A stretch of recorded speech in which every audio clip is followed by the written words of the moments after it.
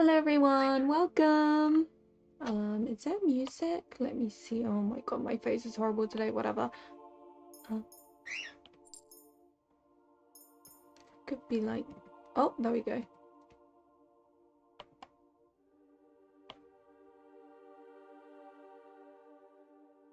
Okay, cool. Do let me know if the audio isn't like right. Okay.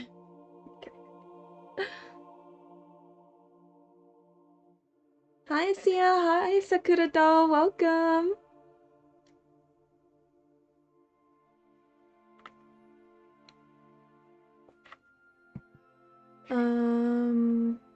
Okay, now I just need to message on my Discord.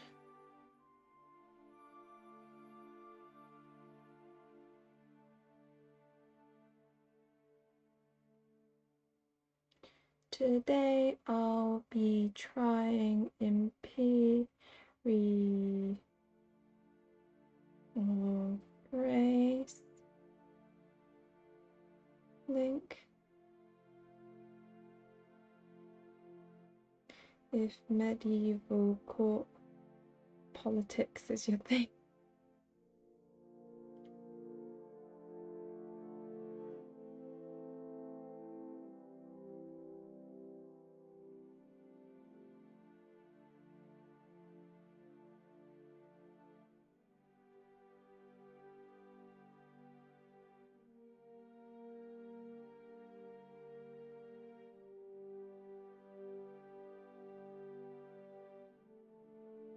There we go. Cool. Hi Hika, hi Vivi, hi Kanati, welcome. I'm actually like really excited about this because I'd seen them on Twitter here and there. I wasn't sure like at what stage their game. Oh my god, my drinks are like going everywhere. But I wasn't sure at what point like stage they were, so I guess now we've got a demo as well.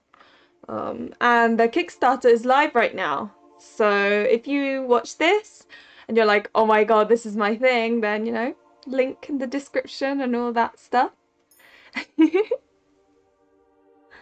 Ah, my hair is everywhere. I literally just, well, I had a shower like a few hours ago, so my hair's actually straight rather than like in some weird way. And it also gets everywhere, so I'll probably be like doing this a lot.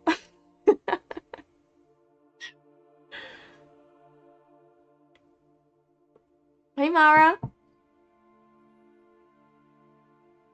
Yeah, I don't think it's as like well circulated, you know. I think some games don't really like market their games as much as others. So like some will get like a ridiculous number of backers because it's just circulated everywhere through Twitter, like all the content creators are making content for it, and for some reason, whether it be luck or whether there's just something they're doing, it'll be like everywhere. Whereas some games it will kind of be, I don't know, buried. This one I happen to see every now and then because the dev would interact with my tweets and things. And also I took note of the really pretty, like, I don't know, I guess this is the main character, but hi Rose Lover, welcome. Okay, let's start. This game is intended for a mature audience. It contains many themes that could offend the sensitivity of younger players. A complete list of trigger warnings is available in our store page. Okay, cool. You are going to play a demo version of the game, thus the content might be subject to change and some features are missing, like the diplomacy. I kind of want to skip it, but I probably shouldn't.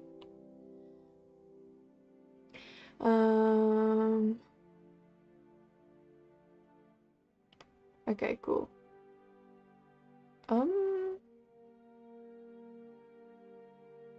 Of course, I'll do normal mode. I'll totally be able to do that. We'll find out.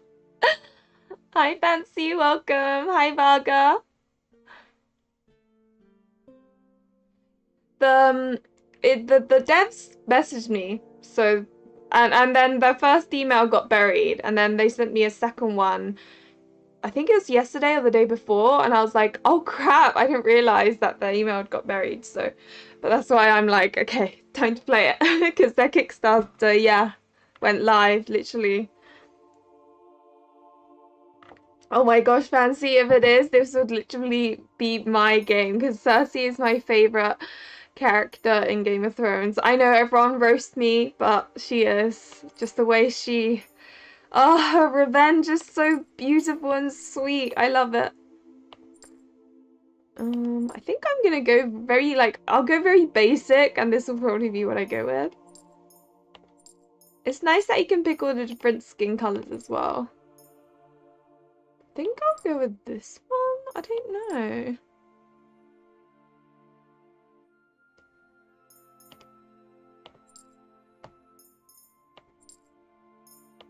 I just noticed the facial features also kind of change as well. It's not just the color, I don't think. Because that looks completely different. I think what bothers me about this one is the eyebrows are a bit too, like, dark for me. Like, compared to everything else. Yeah, I'll go with that, I think. Oh, so you'd come across it, Rose Lover. Interesting. Evil women are the best kind of characters. Exactly, Vivi. You know. You know. Oh, don't even get me started on the final season, Rose Lover. I was so sad. I was so sad. Oh, you get to pick different colors. I guess in this case, she looks more like Daenerys.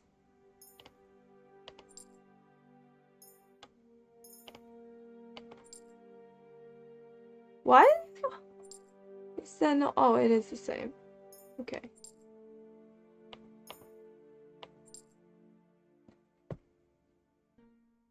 Hi, Sinstoria, welcome. So I guess that's the dev.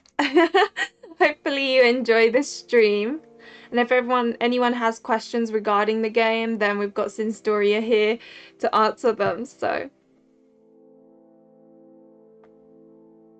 Oh, fancy. I think there was a season at which point I started getting bored, but then it picked up. But the final season was horrific.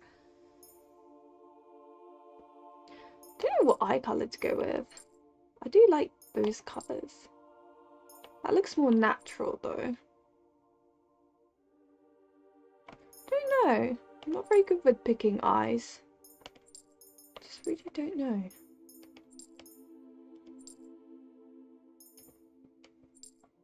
You know what? I'm just gonna go for grey.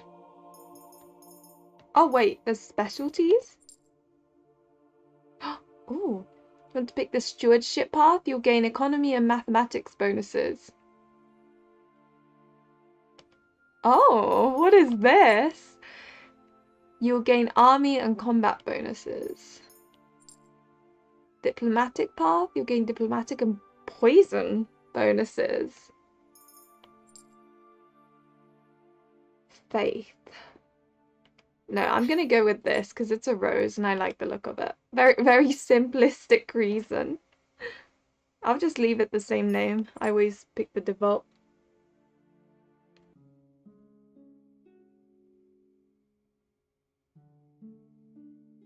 Oh, I love Cersei, so this is gonna be good. Your Highness, Your Highness! A panicked voice resonated in my dream like an echo a few moments before I understood that it came from somewhere else and woke up with a jolt, disoriented. The palpable feeling of urgency had immediately brought me to my senses, but it still took me a few seconds to recognize the advisor's voice, as well as the room I was in. Alden, what's going on? Your Highness, I bring terrible news. Oh, of course. Your father was assassinated last night. I was ready to hear just about anything. Managing crises is an important part of royalty after all, and yet I was completely stunned by the news. My father was dead, at the hands of an assassin, just a few rooms away from me. Oh dear, so her father's died. That's not nice. Today was ruined for me. I ordered Colin Malice the other day on sale and they sent me the unlimited... Oh no, Marika too. But it means that you have to buy the main game and then you've got both of them to play. Hi, Ritsu. Peach was into incest. Oni-chan love. I don't know. All the implications from this revelation bounced through my head, drenched in doubt and fear concerning my own security and the future of the realm of Calidia. I beg your pardon, your highness. I did everything I could to save him, but I was too late. Pulling myself out of my lethargy, I looked down on Alexander, who knelt next to the bed, his head bent low as if the weight of his shame stopped him from getting up. Whatever went down, I knew he had nothing to be ashamed of. When I was just a child, I already admired his talents, and they grew steadfast with age and the position of general. His presence here was a relief. I didn't know the assassin's full intentions, but even if they were after me, as long as Alexander was by my side, I didn't have anything to worry about. Don't put yourself down like this. You aren't responsible for what happened. We'll bring the regicide to justice. Still mortified, Alexander stayed on his knees, but nodded in approval, convinced by the strength in my voice. As for me, now that I had said it out aloud, I felt that the information had settled in my mind, and I finally accepted it as truth, with a full understanding of the situation. My father, Magnus V, Emperor of Calidia, was dead. Many would have broken down after hearing such news, but for years now I hadn't held an ounce of affection for him. His death was actually good news. Oh dear me. Of course his death was actually good news to her. Oh no.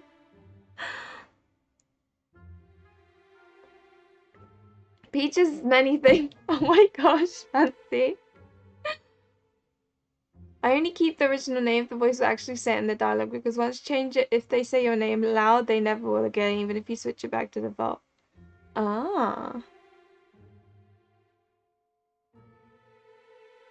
We have unlimited digital version. No! Oh no! Okay, yeah. I wish I could make you feel better, but I've run out. Can you send it back?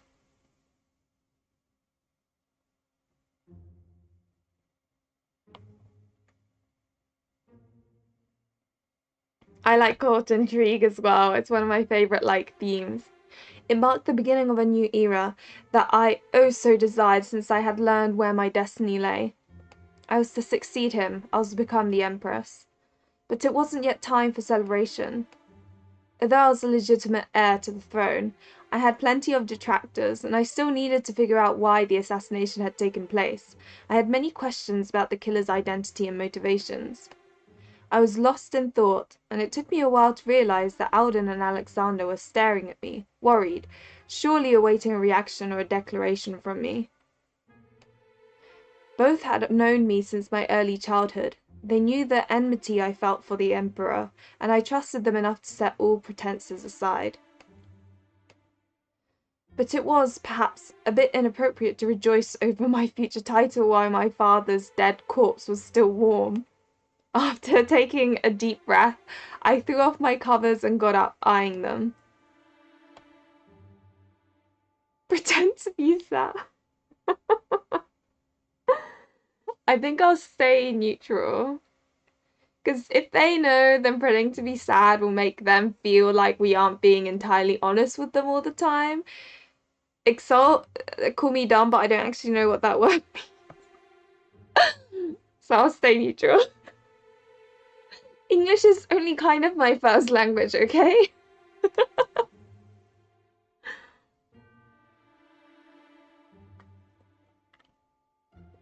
Yeah, I get that, Mara. Like, you're excited for a game and then it arrives, and then it's not the right one. There's nothing more disappointing than that.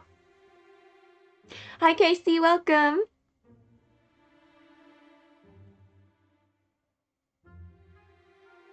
Okay, stay neutral. Gloating seemed a tad indecent, but I could at least spare myself the pretense of being the grieving orphan that I would surely need to be in front of the court. What I feel isn't important. You don't have to worry about me. What matters most is our nation, and we all know that the sudden death of an emperor is a delicate situation. Ah, okay, okay. By context, I thought it would be like showing excitement, but I wasn't 100% sure. At the moment, the most important thing is to preserve the kingdom's stability. I'm counting on you to protect and serve me. This won't be an easy task, but I'm sure we can accomplish great things. This time, Alexander got up, putting his hand on his sheath in a dignified and military posture. At your service, Highness. May the four witness my oath. I solemnly swear that I will protect you until my dying breath. Emphatic, he bowed down before lifting his eyes up to me. I smiled and accepted his allegiance with a certain poise.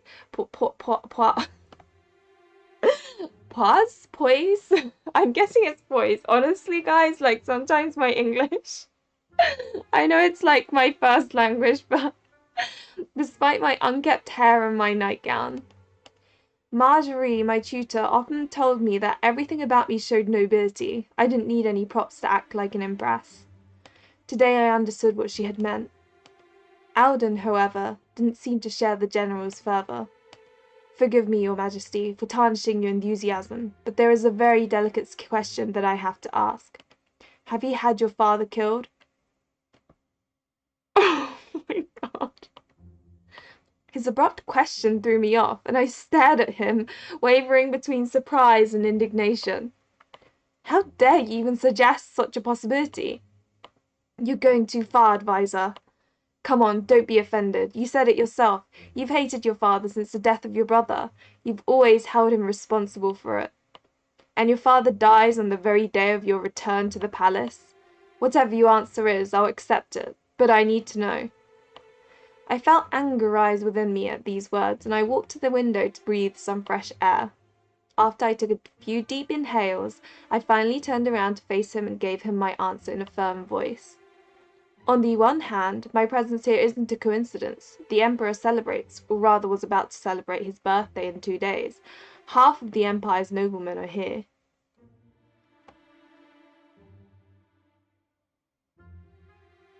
Feel or show triumphant elation or jubilation. That's rude. I know, right? Question is valid. I mean, yeah, it is. That's the sad part.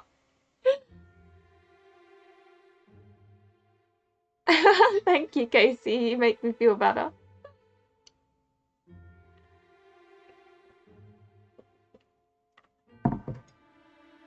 In 2 days, though. It's undeniable that the event presented the perfect opportunity to strike. The palace is swarming with unknown guards and servants. It's much harder to provide security in these circumstances. Exactly. On the other hand, your suspicions are an insult to my intelligence advisor. After a regicide, the heir is always suspected. If I had really wanted to speed up fate, you better believe I would have been smarter about it. I love this main character already. She's so good. Marjorie taught me the rules of the game. I would never risk losing everything in such a foolish way. I know my ascension to the throne will already be difficult because I'm a woman. I'll state it plainly if I can relieve your doubts. But listen closely, because I will not repeat myself. No, I did not have my father assassinated. My eyes trained on him. I crossed my arms, almost daring him to contradict me as I kept a lid on my fury. Alden seemed to gauge me for a moment, then nodded in assent and apology. Please forgive me, Your Grace. At nightfall I'll alert the Master of Murmurs, and we'll launch an investigation to uncover the truth and bring justice to your father. I would have preferred more vivid regrets, but under the circumstances this was enough, and I felt my anger slowly fade away. I accept your apology. Let's not speak of this again. It must be interesting as a developer of a game to watch like someone's reaction to the game, you know? I always wonder what that must feel like.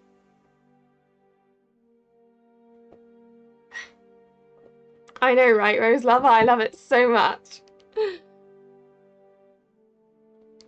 There are more urgent things to do. The news will, no doubt, make quite a commotion. You've asked us to swear allegiance to you. I assume you will try to claim your rightful place as heir, Your Grace.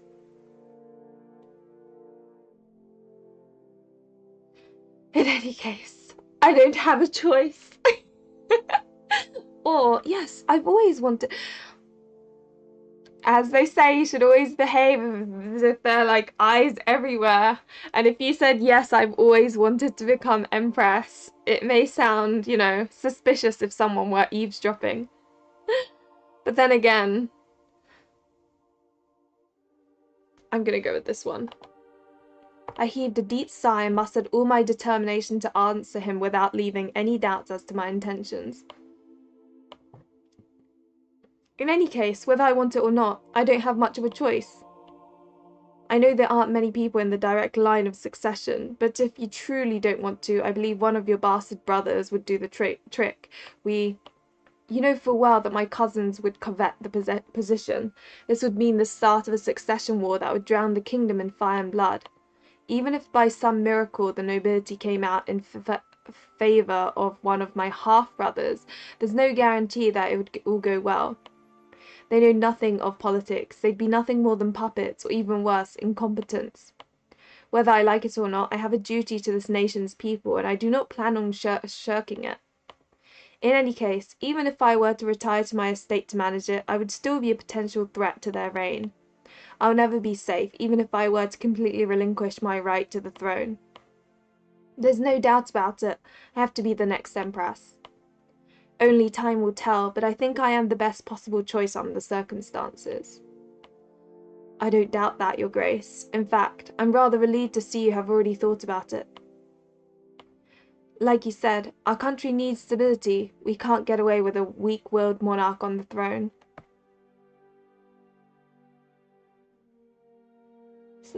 Someone cut his head. Maybe you set the text speed to max. It will save the bother of double tapping. That's true. These are things that I don't really think about, I must admit. There we go. Oh, wait, no, not automatic text speed. There we go. Wait, erotic scenes? That's a thing? How do I, make sure it's skipped so that I don't embarrass myself? Maybe it's not in the demo. Maybe. Oh yeah, see, at least you can change it to French there.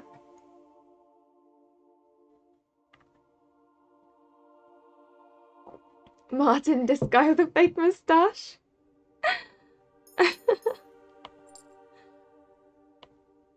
I'm sure you'll be a wonderful empress, Lydia. His words were but barely a whisper, but I was sure of what I had heard, and I felt my cheeks redden a little. To be quite honest, actually, yeah. So, the reason why I was actually sort of looking at, this game for a while now, kind of like the Twitter page and things like that, was because it reminded me about Game of Thrones, which I love so. Oh yeah, so you play the harp, don't you? Do let me know if the audio is okay, like if I'm speaking too loud, or if the music's too low, or, You know what, it is so, I agree, I like the sound of the harp. We don't get enough, pretty music.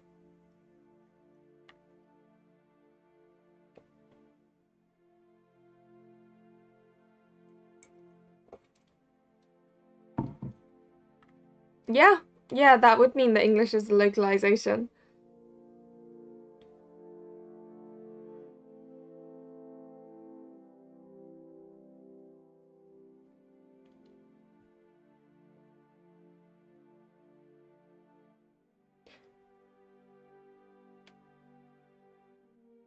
He seemed embarrassed by his own boldness and blushed more violently than me, while I flashed him a smile to reassure him. It had been years since I had last heard him call me by my name. Even if I had no doubts about my own abilities, it was always refreshing to see the trust he gave me. I cleared my throat and regained my composure so I could give my orders. This would be a long night. Who else knows about the assassination, for now?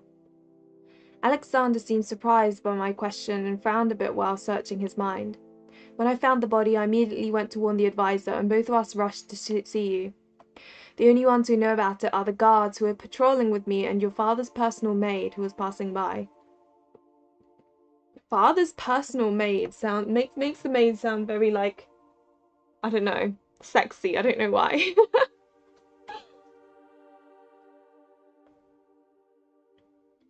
make music a bit louder. Okay. Let's go down. Yeah, that's true. It is sounding quite... Is that better?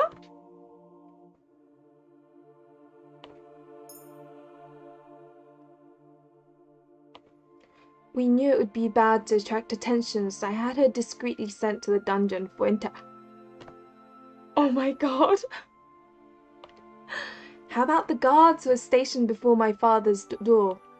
Both are dead. I also had their corpses taken to the dungeon for examination. I paced the room, lost deep in thought.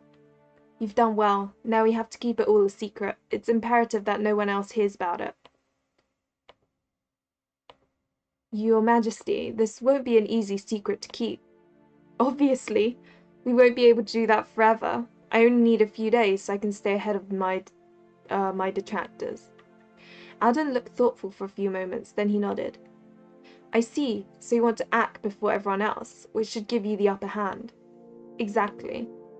Very smart. I have no doubt that some people will want to take advantage of the situation, especially since you're a woman, which surely won't be to everyone's taste. Okay, Varga, let me see if I can read this. So, I believe the first bit is sorry, and then the survey part, I have no idea. Peaches me. Avey, I don't know. The developers is, I'm guessing, the developers in the chat.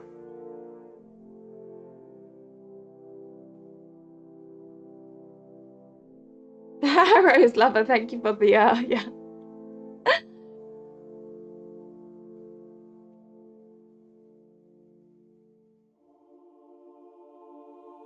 I need to train. What is this? French class with Luli?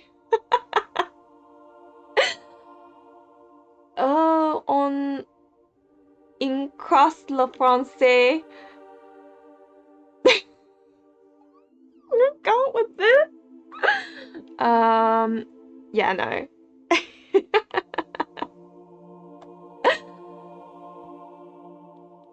Survey is new.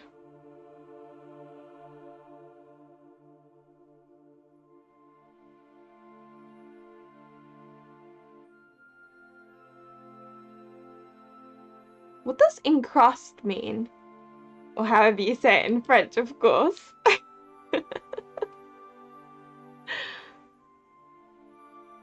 Honestly, in yours, Elisu, the only thing I recognize is Le Français and Le Chat. Dans, I'm like, is it in or is it of or like one of those things? Je, I know is I. Vauvoir? What's that?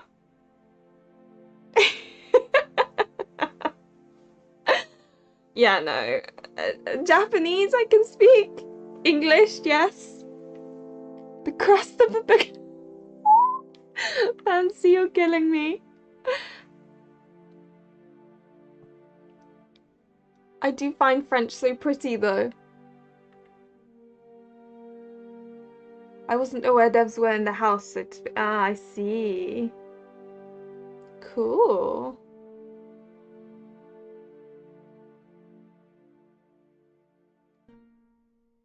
I see. Anyway, let me continue with the game. Even if you are unquestionably the rightful heir, your place will be fought over. But if you don't give them time to react, that could make things a great deal easier. That's what I was thinking too. I'd love it if the situation was more straightforward, but this is a little white lie, and the alternative is the chaos of a wildly disputed succession. Alden nodded and I continued developing the rest of my plan. In the meantime, pretend that His Majesty is not feeling well and investigate discreetly. I see. I'll order my men to stay silent. I'll also ensure that they haven't said a word so far. About that, it might be wiser to ensure that they can't talk at all. Low-grade staff is known for its gossiping, even the guards. My men are trustworthy. They would never disobey. Would you be willing to bet on that? If it would if it could jeopardize the plans of your new empress, to whom you have only just sworn allegiance?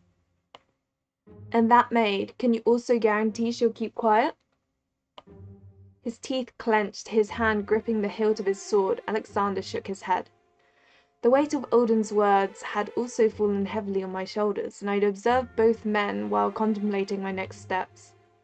This decision is yours to make, Your Grace, but I strongly advise you to silence them for good. Alden was right. The most effective way to ensure someone stayed quiet was to have them killed. However, there could be other alternatives to consider. Such a decision couldn't be taken lightly, because whatever I decided, I couldn't afford to regret it. Oh, here we go. Oh, this is interesting.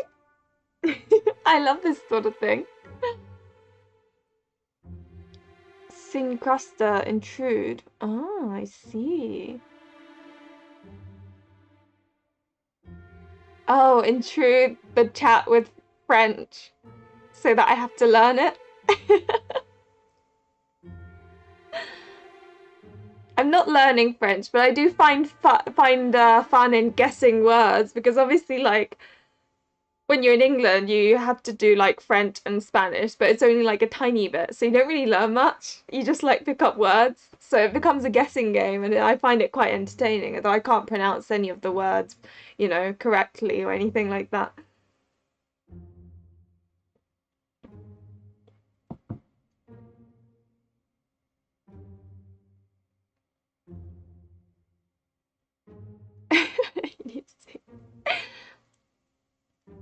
Oh, interesting facts in Storia. That's good to know.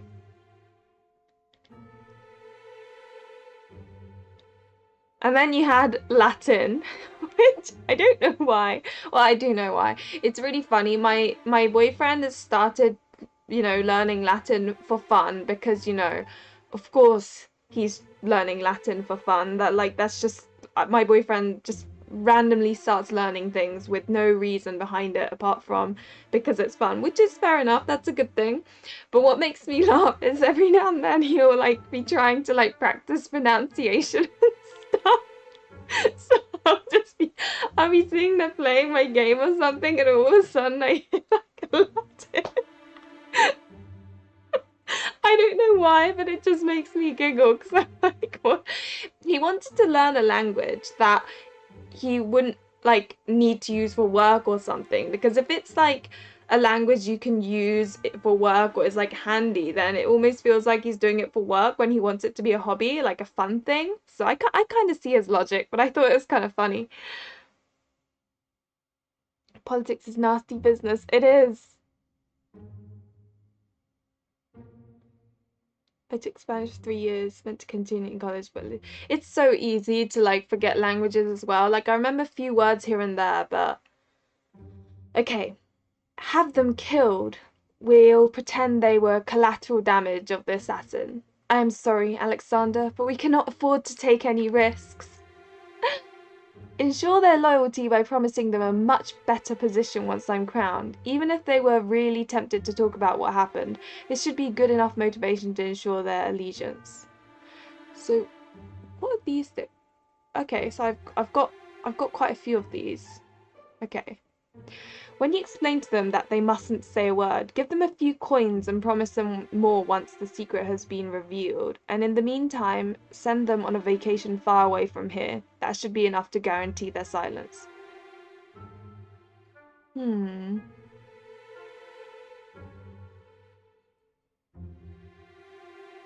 Send them on a vacation far away from here. This is really difficult. I don't think I'll go for that. I don't really want to be evil at the moment. Plus, I've only got 10 of those. This one, I'm like, they get to go on holiday? Like, well, I guess they did witness some horrible event. So it's kind of nice, and it makes sense that they're, like, not at court and stuff. But then the information might travel far. And do we want that? And this? Like, they could still talk about it, and, you know. They all have their pros and cons. Also, the worst part is the first one makes the most sense.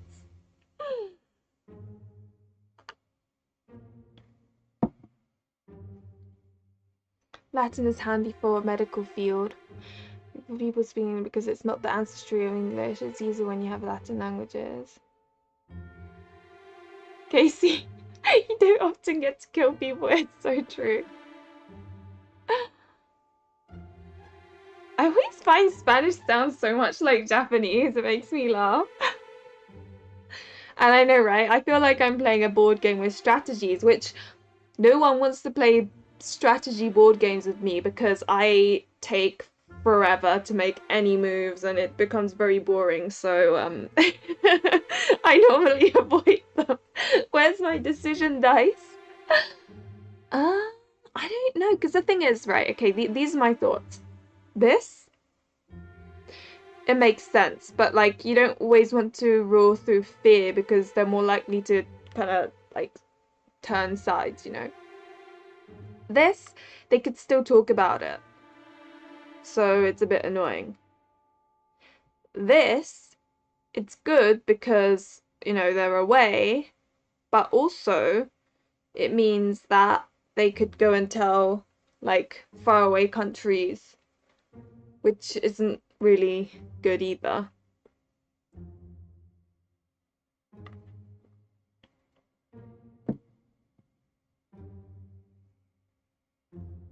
And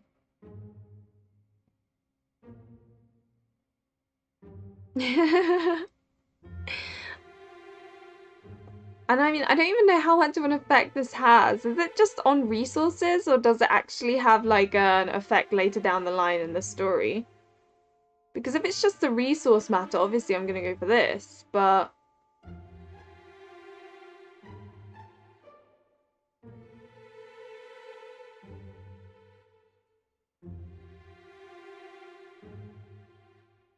Yeah, Fancy, I'm kind of on the same page as you as well. The last one makes the most sense. You don't want them around because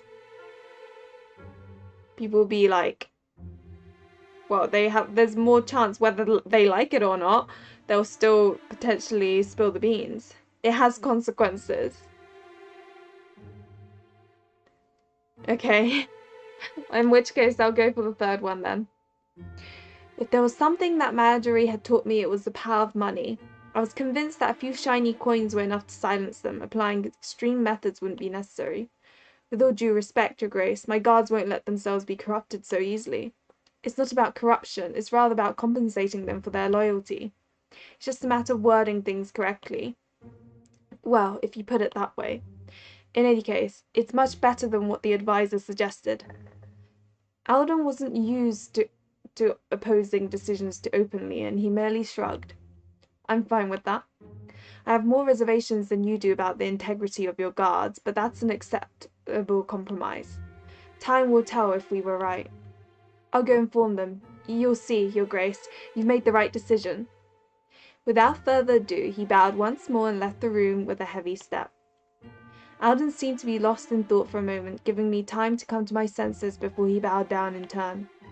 I must at least inform the Master of Murmurs of the situation so that we may launch an investigation. I nodded, aware of our lead spy's discretion as well as his efficiency. Once that is done, I'll come to you to plan the rest of your ascent.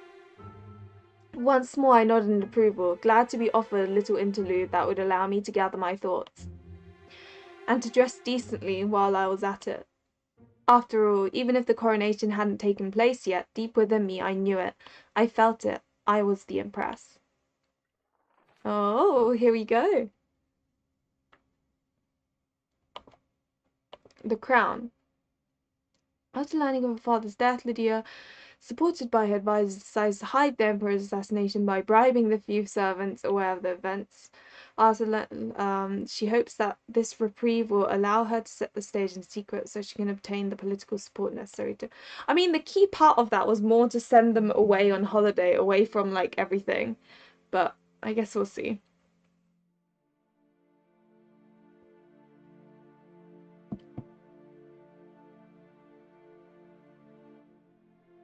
I mean, of course, Rose Lover, I was simply talking about the way you pronounce the words. Although it's quite funny because some words do sound like specific Japanese words, and it did make my mum laugh quite a bit. Something about the character designs and the court setting makes me think of the Meta Baron saga, even if this game has nothing to... Meta Baron saga?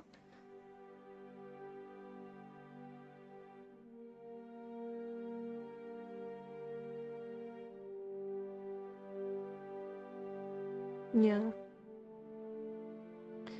The sun had now been up for a few hours, promising a beautiful day, but I knew I wouldn't be able to appreciate it.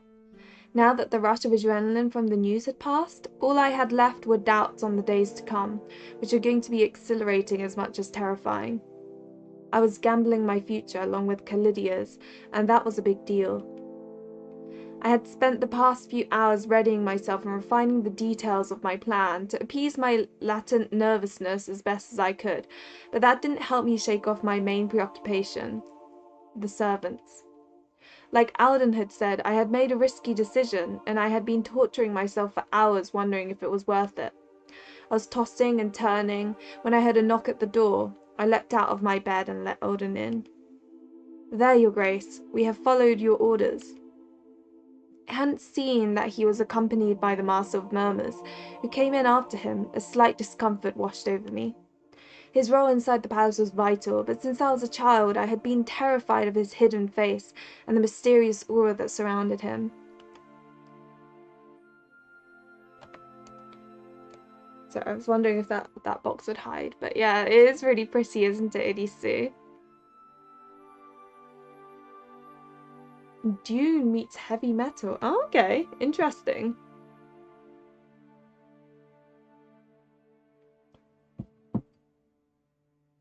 Nevertheless, my discomfort turned into amazement when I saw him remove his hood as if it were nothing and turn to face me. My brain had pictured the worst for years, and it was very unsettling to finally be able to put a face to that man. I realized he wasn't as monstrous as I had imagined. He's quite cute, actually. In fact, I was so shocked that it made me forget the reason for my visitor's presence, which seemed to greatly amuse the Master of Murmurs.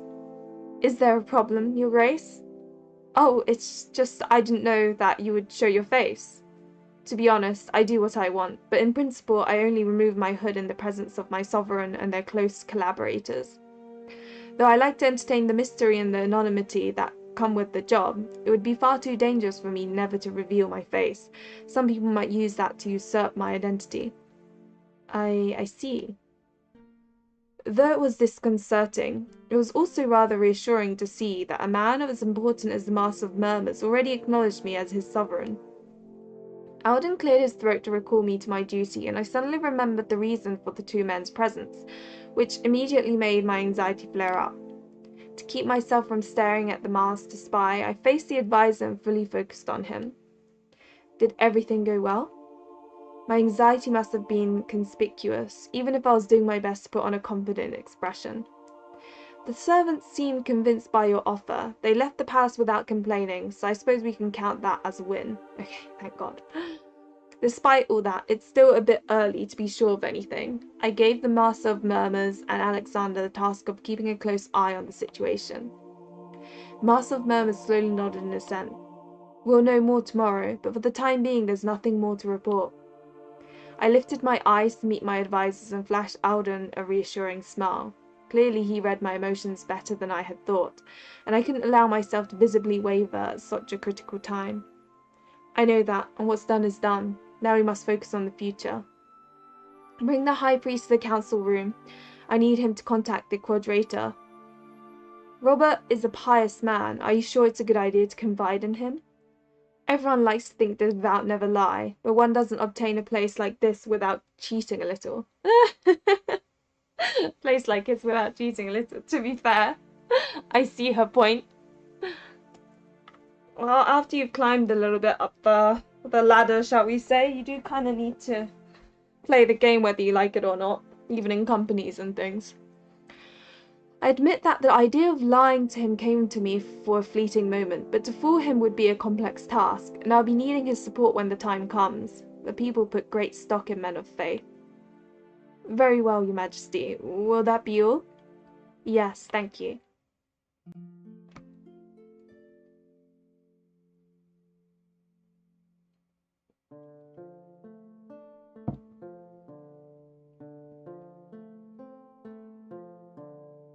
You summoned me, Your Grace. Yes, thank you for coming, Robert. I gestured for him to sit down while I settled behind my father's imposing desk. Like I had predicted, my behavior made him lift a curious brow, but I pretended not to notice it. I won't beat around the bush. My father, the Emperor, died during the night.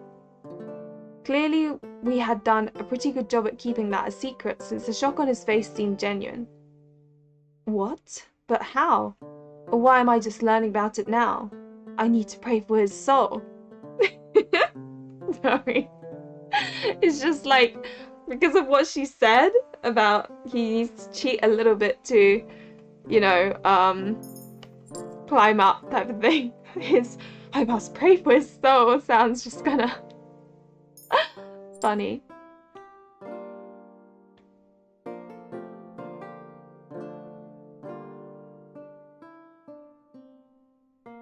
Hi Brittany, welcome. When is this supposed to I think Sinstoria. I think it's April next year, was it? I can't quite remember when it's it should be on the Kickstarter page, which I've put on the description, like the link. Yeah, I'm like this one looks quite Games of Thrones-y, which I like. I tried to appease him with a weak wave of my hand, inviting him to sit back down, since he looked like he was about to get up. He was murdered for the time being. We're keeping his death a secret so we can investigate without causing any sort of panic. It was the Master of Murmur's idea. He's convinced he'll be able to find the assassin more easily this way. Drowning information, the High Priest slumped into his chair and took in my half-truths while I assumed a saddened expression. It truly is a tragic situation. Keeping quiet and hiding my mourning is a very hard task for me. I know it's a lot to ask of you, but you need to keep this a secret. I want to do everything in my power to uncover the murderer, especially since I'm scared he could come after me. Once more, I was quite proud of the quivers in my voice, and my acting seemed to be effective since I saw a spark of compassion light up in his eyes. I understand now why the general was guarding your door like a common soldier.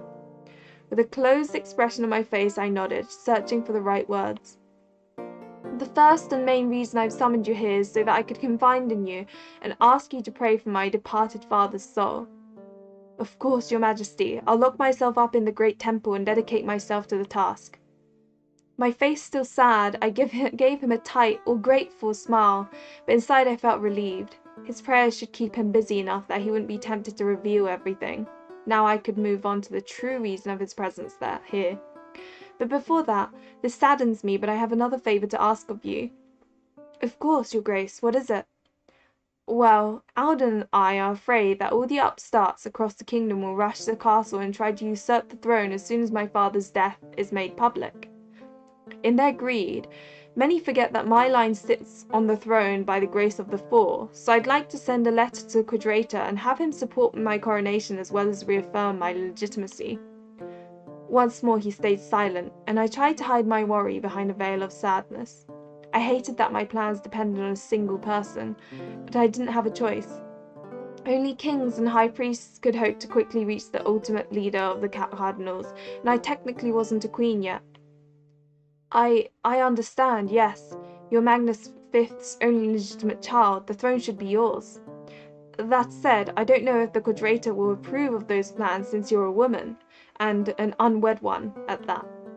I felt my body tense up at his words, and it took all I had to conceal how irritated I was by this reminder. I knew I would be told such things. I had mentally prepared myself for it, but obviously it hadn't been enough. It's an issue, yes, and I'll do my best to find a fitting king quickly, but you'll agree that I cannot entrust the throne of Calidia to just anyone. I have plenty of suitors, but I need some time to study each and every one of them. That's not something that can be done in just a couple of days, or even weeks. Shadows of Mordor. Oh. But yeah, recently the indie developers have, upped their game almost. Hi Vince, welcome. I'm actually gonna see the Mario movie. Friday, so day after tomorrow, because my step nieces are gonna see it, and my stepsister was like, "Why don't you come along?" So I was like, "Yeah, why not?" So I guess I'll be seeing it this Friday.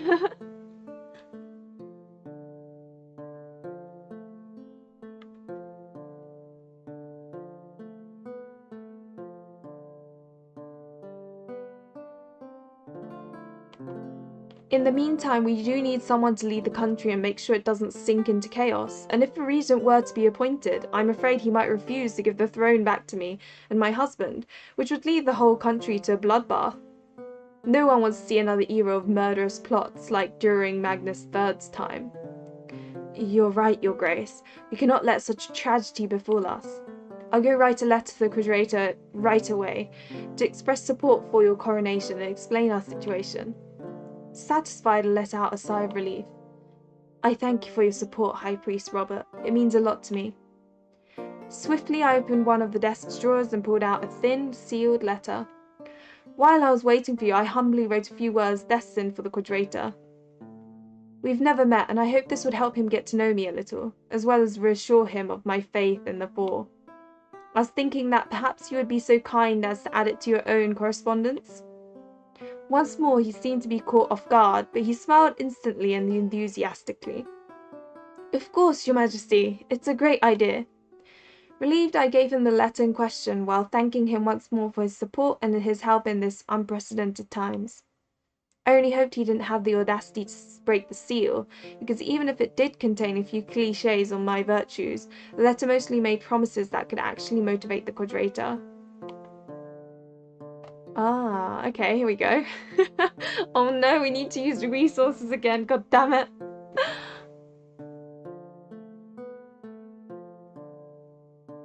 I'm curious about the D&D one.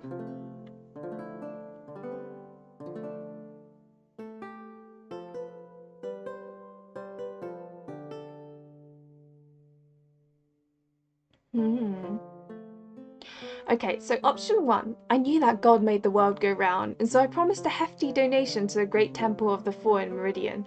Knowing his taste for luxury, I knew that he wouldn't be insensitive to a few more riches. Second one. Having always known that I'd need his support one day, I had used a few resources at my disposal to observe him closely, and I had learnt something that could stain his reputation. Ooh, I think I'll go for the second one.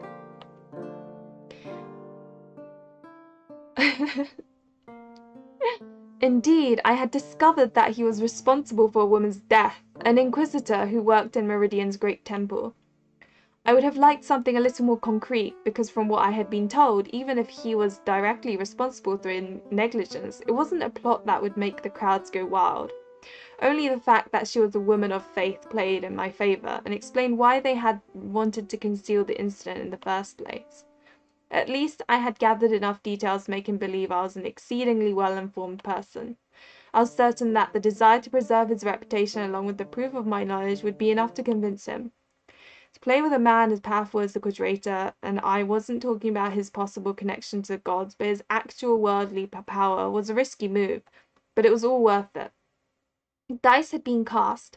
I could only hope for things to go well, and prepare the field for my conquest of the Callidian nobility. Wait, that was not to the priest, but to... okay. Oh well, I guess that's happened.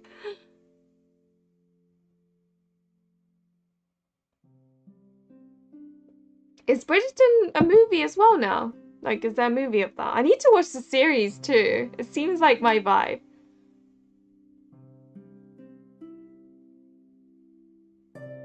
I need to watch Bridgerton. Like, the series, is it still on Netflix? Maybe there's also a movie, a bit like how Downton Abbey was a series and then a movie came out. Maybe. I'm not actually sure what the pink jewels are. Influence. That's what it is.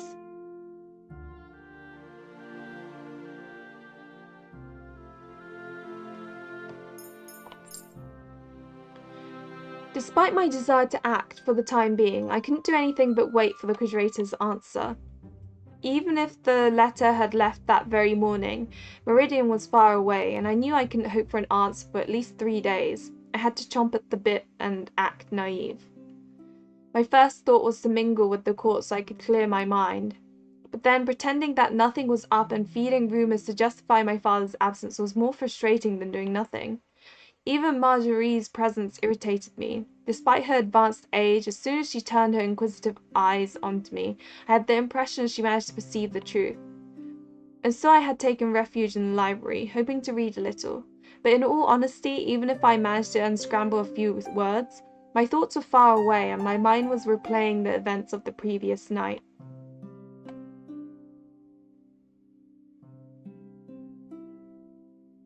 More vicious stuff.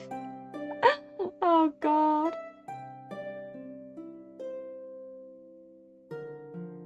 Okay, so I'll try and get through.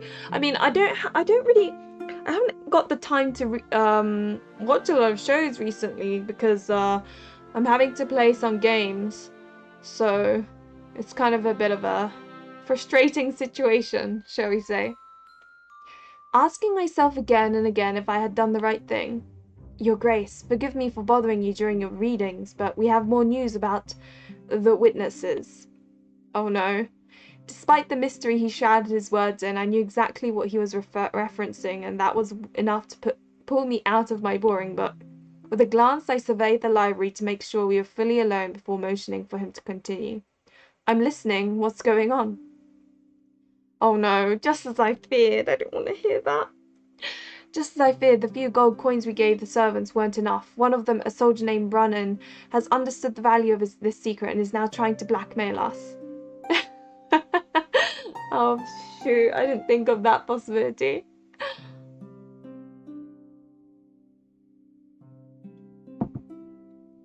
It was indeed a possibility I hadn't considered. To my greatest shame, I didn't think they would be cunning enough to know the value of this important secret. We can consider ourselves lucky that he still hasn't tried to sell that information to any of our political enemies. I'm sure the Baron of Levallois, for example, would have paid a good price to get his hands on it. I gather we don't have many options.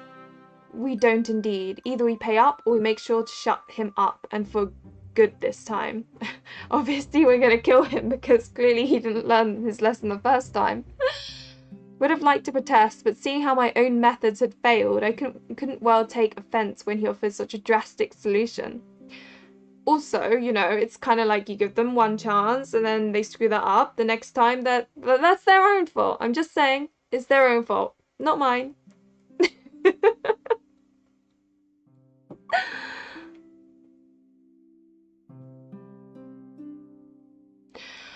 Well, Elisa, the thing is, I like the streams and stuff. I do sometimes feel like I need to so it's not my viewers. It's more like, obviously, I get. So this is the thing. It's an actually very happy.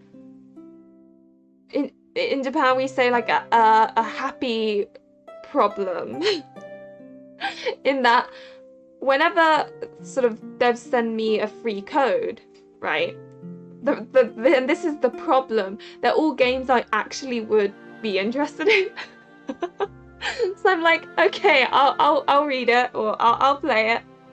And but I should probably know when to kind of just be like, actually, I don't have the time, if you know what I mean. Like right now, I'm reading Process of Elimination. I'm playing that game to make a review on, and like.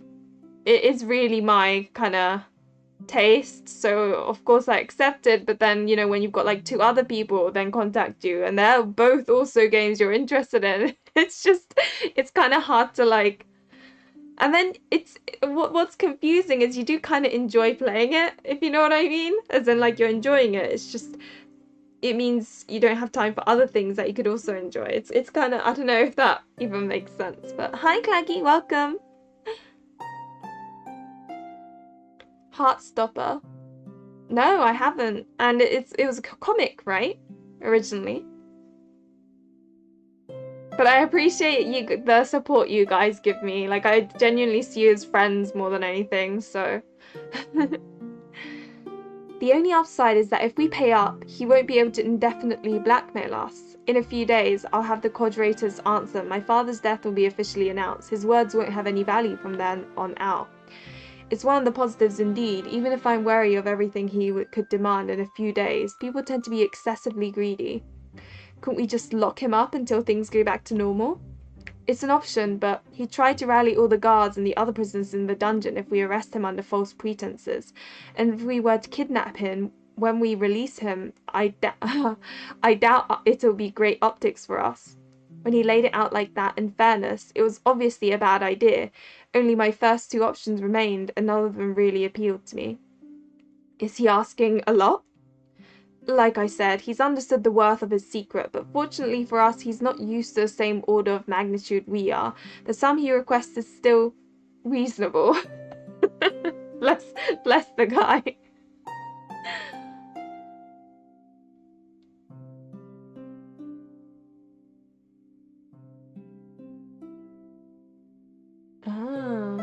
I have seen Heartstopper like in the comic book store and stuff. But yeah, I haven't. I like the art style. I remember picking it up and like kind of looking at it because it looked cute.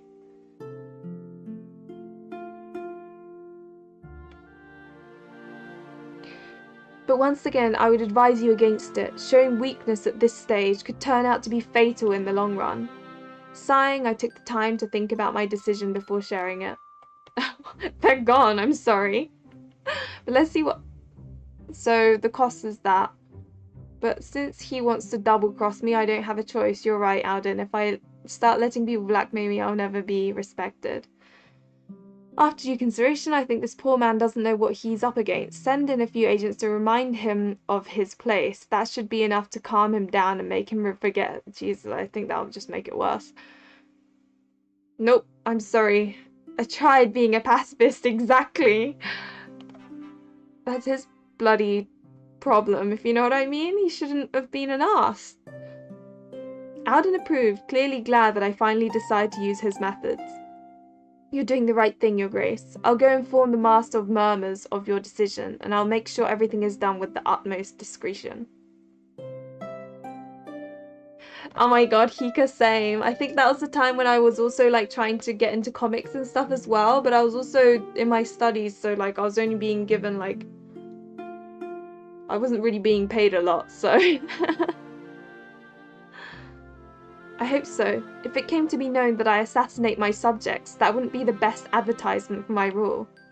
Worry not. Consider this problem solved. I'm counting on you, Alden. In lieu of an answer, he bowed once more before exiting the room, his attitude as professional as ever, leaving me alone with my doubts. Oh, is it free on Webtoon? Like the app?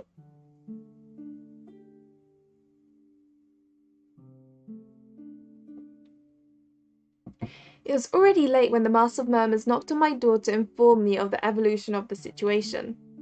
Despite the late hour, I hadn't managed to close my eyes at all, as I anxiously waited to hear about the assassination. I knew well that these methods were common in the murky waters in which I now swam, but it was my first time and I couldn't shake off the feeling that there were so many variables that could turn against me. The Master of Murmurs took his time to start talking, and I lost my patience. So, how did it go? Well, we can say we reached our goal. The blackmailer is dead. Oh, unfortunately. Oh, why is it always unfortunately with this? Okay. Unfortunately, he had the foresight to bring reinforcements which jumped on our agents. We managed to... Oh, -2 influence? Yeah, but that's the price I paid to pick that option, right? Okay. We managed to overcome them and eliminate all witnesses, but we lost 2 worthy men in the fight. Relieved that the whole deal was over, I sympathized with the Master of Murmurs. Why did that guard have to be so greedy? Things would have been far easier if he hadn't tried to take advantage of the situation. I'm truly sorry about your men. We'll throw a ceremony in their honor when this is all over. The Master of Murmurs shook his head with a melancholic smile. Don't worry, Your Majesty. They were the sort of men who live in the shadows. They'd have hated a public remembrance. On that note, if you'll allow me, I have many tasks left to accomplish. Yes, of course. He bowed. I remained alone with myself, and I couldn't stop wondering at victory and how bitter it sometimes tasted.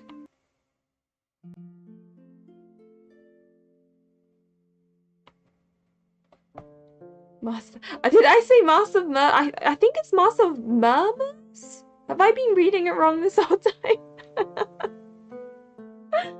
Either way, Mass of Murders, Mass of Murmurs, they're both pretty fun. Alden of Valbleu. Your Grace, this is a little premature, but should you become Empress, you will need to manage the kingdom's policies. I'd like to make sure that you're ready for such a task.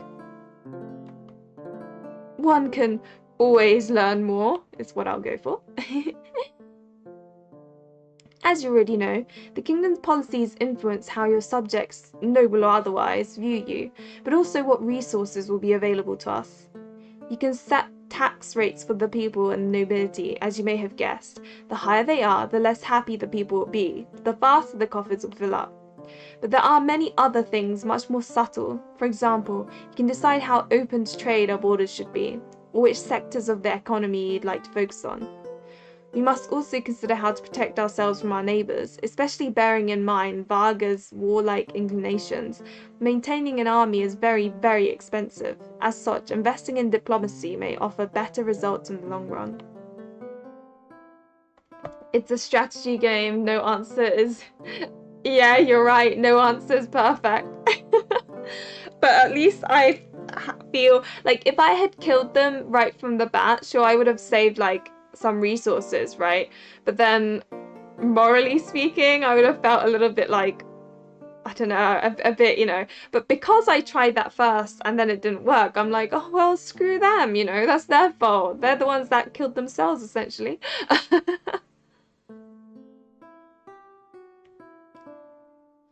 And finally, we have to manage the cardinals. Their influence on the people is immense, and they have infrastructures all over the nation. Offerings made to them are never wasted.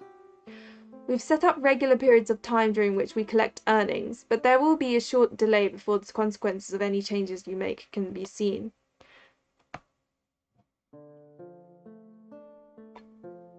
The story alternates with phases of gameplay which are triggered between two scenes. During these phases, you'll be able, among other things, to modify your kingdom's general policies. Gains will be distributed at the end of the gameplay phase. That's fair enough, Rose Lover, I get it. Is that clearer now? Yes. Explain it again. I didn't quite catch it. I don't know. I kind of get it. Yes, even if it's all very theoretical. That's true, but the best way to approach the subject in a more concrete manner is to look into yourself. Even if I'll only be doing this work after my coronation, may I try my hand at it now? I'm sure there are things that I'd like to change in my father's policies. That sounds most excellent to me. Oh, here we go. We've got a whole bunch of stuff we can, like, you know, tinker with.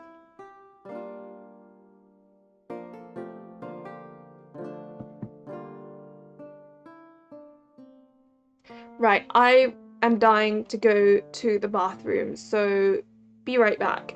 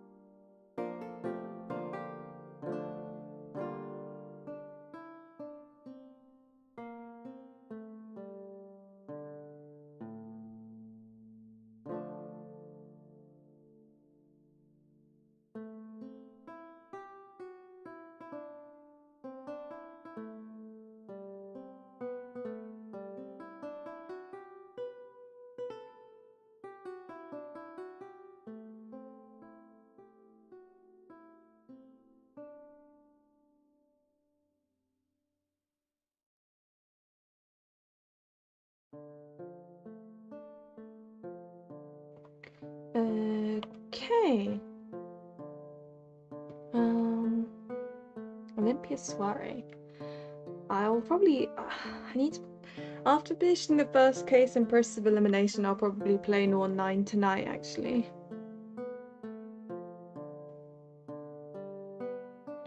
I really struggled to get through Code Realize for some reason. I don't know why. It's not a bad game. Red Embrace Hollywood? Ooh. What's it? What? Fancy. You kill me every time. Red Embrace sounds spicy. I like dark, so that sounds good.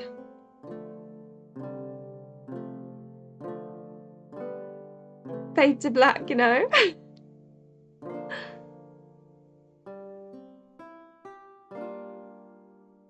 So I am not allowed to stream Norn 9.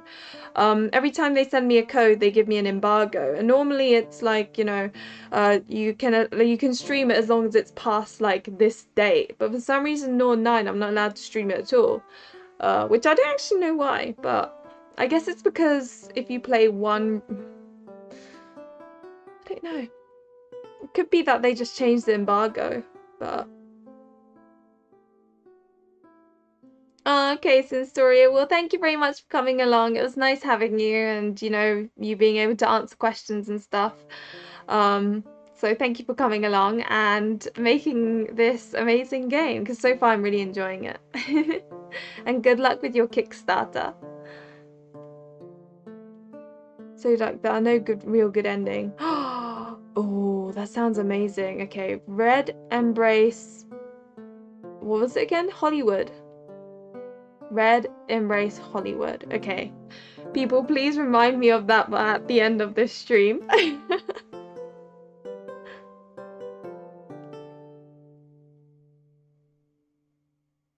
Aw, okay, Sinstoria. Well, thank you and good night.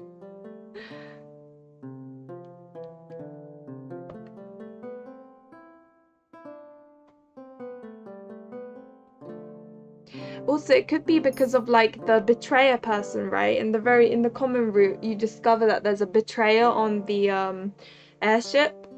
And this isn't really a spoiler because it's literally like within the first hour you will learn this. And that could be what it is. They send the code so that I can review it. So I stream it because either I've already reviewed the Japanese version, or if I haven't, I'll do a first impressions, which is why I did a first impressions of Norn 9. But typically they give you a code so that you can, yeah, make a review video or review article, or, you know, just I tend to stream it because, well, I'm allowed to, and why not, right? Oh dear, what is this? The people will understand and you'll receive a moderate amount of money. Oh. The people will be angry. Be happy, but you'll earn little money. Maybe keep it moderate for now.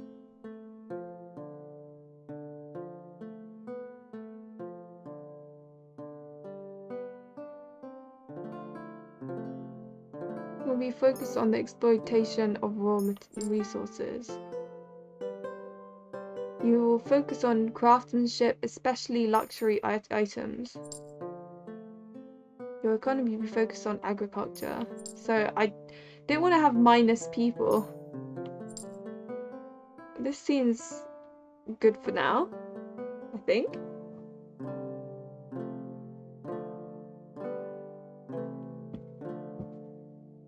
And then you've got me like, I prefer bad endings, so to me that sounds great.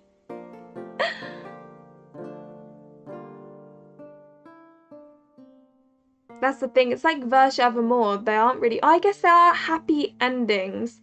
I mean, some of them it's questionable, but you do have to do all the bad endings first. That's coming out, is it this fall or next fall? I'm not sure. You will help finance a good part of the temples and academies across the realm.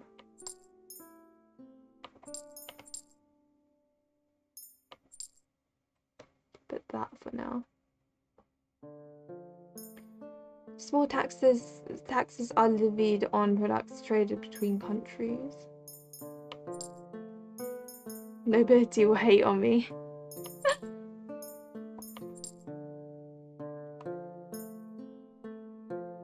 So I guess you change this depending on what you kind of... Okay, cool. Do that for now. You will properly maintain your current army. We'll recruit new soldiers.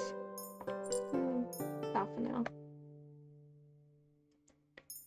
You will send at least one ambassador to each neighbouring country.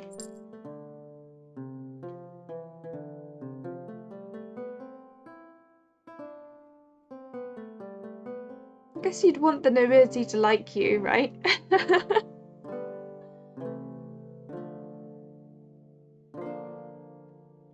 I'll do that. Cool. Actually, then I have literally 0. No, I've got +1 money still.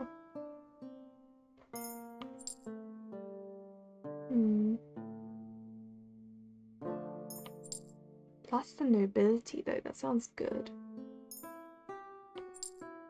It's whether I take the... Oh, this is hard. I think I'll go with that for now. I only changed one thing, though. Hi, Shakira! Long time no see. Welcome to the stream.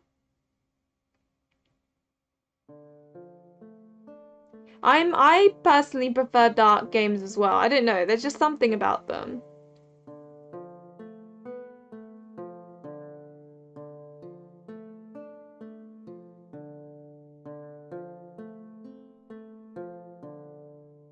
Yeah, that's fair enough, Rose Lover. I don't know whether to... What does nobility mean anyway? Does that mean they'll come to your rescue in need? Oh, this is hard. You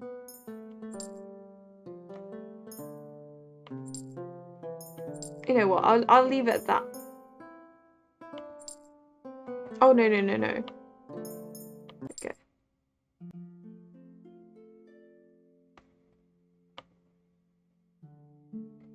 Your Highness. Dawn had barely risen when I heard a kerfuffle at the door, and I immediately recognized Robert's voice. I got up with a groan and quickly slipped on a dress, trying to make myself presentable before opening the door. High Priest, what's going on? I tried to remain as neutral as possible, but I was burning up with a mix of anxiety and excitement because I had a solid guess as to what this was about. The Quadrator, he answered, Your Majesty. Nervous, he handed me 2 letters bearing the recognizable seal of His Holiness. Your name is written on them. I didn't dare open them, Your Highness. Exhilarated, I looked at the 2 pieces of paper that were about to seal my future. One seemed official, while the other was explicitly for my eyes only. I would have liked to be alone when reading them both, but clearly it had taken Robert all he had not to break the wax seal on the official letter, and he now stared at me impatiently. My throat was dry as I grabbed a paper cutter to open the correspondence. My heart was beating so fast I had the impression everyone in the room could hear it. Oh, here we go. Okay, Maraketu. Well, thank you for stopping by, and hopefully I'll see you in another one of my streams. Bye. Lady Lydia of Terenfeld, daughter of Magnus V of Terenfeld the Fierce, Emperor of Calidia. The 4 have spoken and have recognized you as the legitimate heir of the crown of Calidia by virtue of your blood and despite your gender. By this decree I convey the word of the gods. May your governance be respected by all the just and the pious. May your rule prosper and never stay from the 4's faith. Verma Quadrator by the grace of the 4. I was shaking so hard I felt my legs give in, and I had to sit on my bed so I didn't fall over.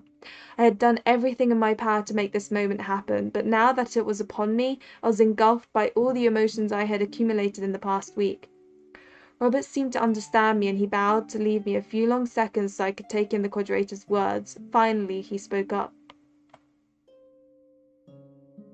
Click, click, nobility, money, blah, blah. Royal Alchemists? I haven't heard of that one. I quite like this. I've always liked, like, court politics and stuff, though. That's marvellous, Your Majesty. I knew the four would acknowledge your legitimacy. Almost timidly, I nodded and tried to recover my usual composure. With the Curator's support, my coronation was sure to happen, but that didn't mean I was rid of enemies or other contenders. I couldn't let my guard down yet.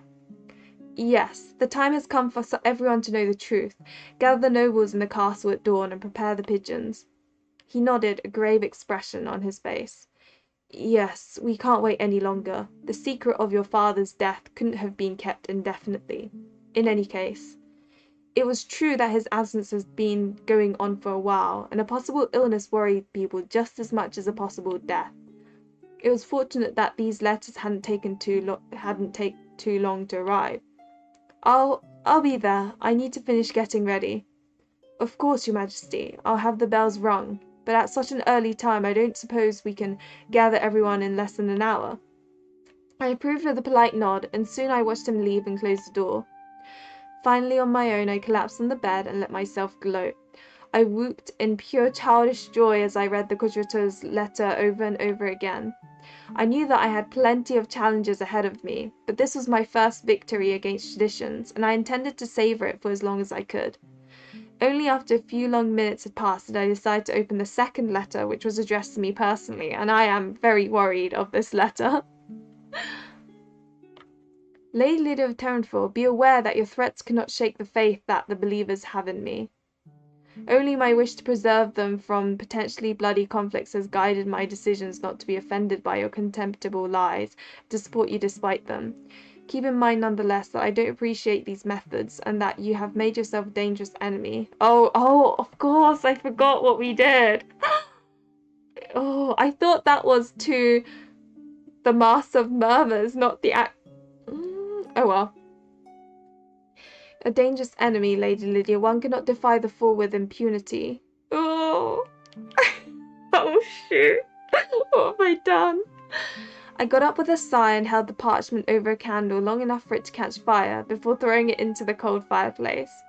I had expected a reaction of that sort. I just preferred not to leave behind more traces of my methods than necessary. Needless to say, I didn't regret a thing. Even if he acted unconcerned, I fully believed that my threats had helped to sway him. Now it was the court I had to sway, and I knew this wasn't going to be an easy task.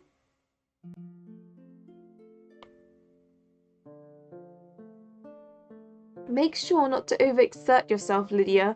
You're spending your days locked up in this office. You should get out a bit to clear your head. Come take a walk with this old lady. I had left the door open, and though I hadn't heard Marjorie come over to me, I wasn't surprised, since her perfume, which she applied too liberally, had filled the room. I almost felt nostalgic for a moment. Hi, Nineko, welcome! Even if it made me happy to see her, my presence in my office wasn't guided by fun. I was overwhelmed with invitations, requests, promises. I had spent the past 3 days flattering the Chaldean nobility to ensure that nothing would jeopardize my coronation in 3 weeks' time, and I still had a lot left to do.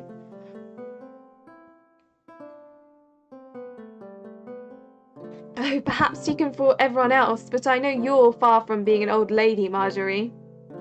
My reply made her laugh, a hoarse and joyous sound that belied what I had just said. Oh, I still have the same quick wit I had when I was 20, but I'm afraid my whining bones disagree with you, sweetheart.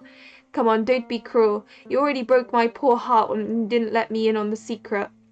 I put my quill down with a sigh and closed the inkwell, hoping its content would not dry out. She had taught me many things, and even if I had grown stronger than her in a few areas, it was obvious that she still used guilt like no one else. She almost made me feel bad for hiding my father's death from her. You know full well I didn't have a choice. The information had to be disclosed to as fewer people as possible. I know, sweetheart, but I would have liked to be there for you.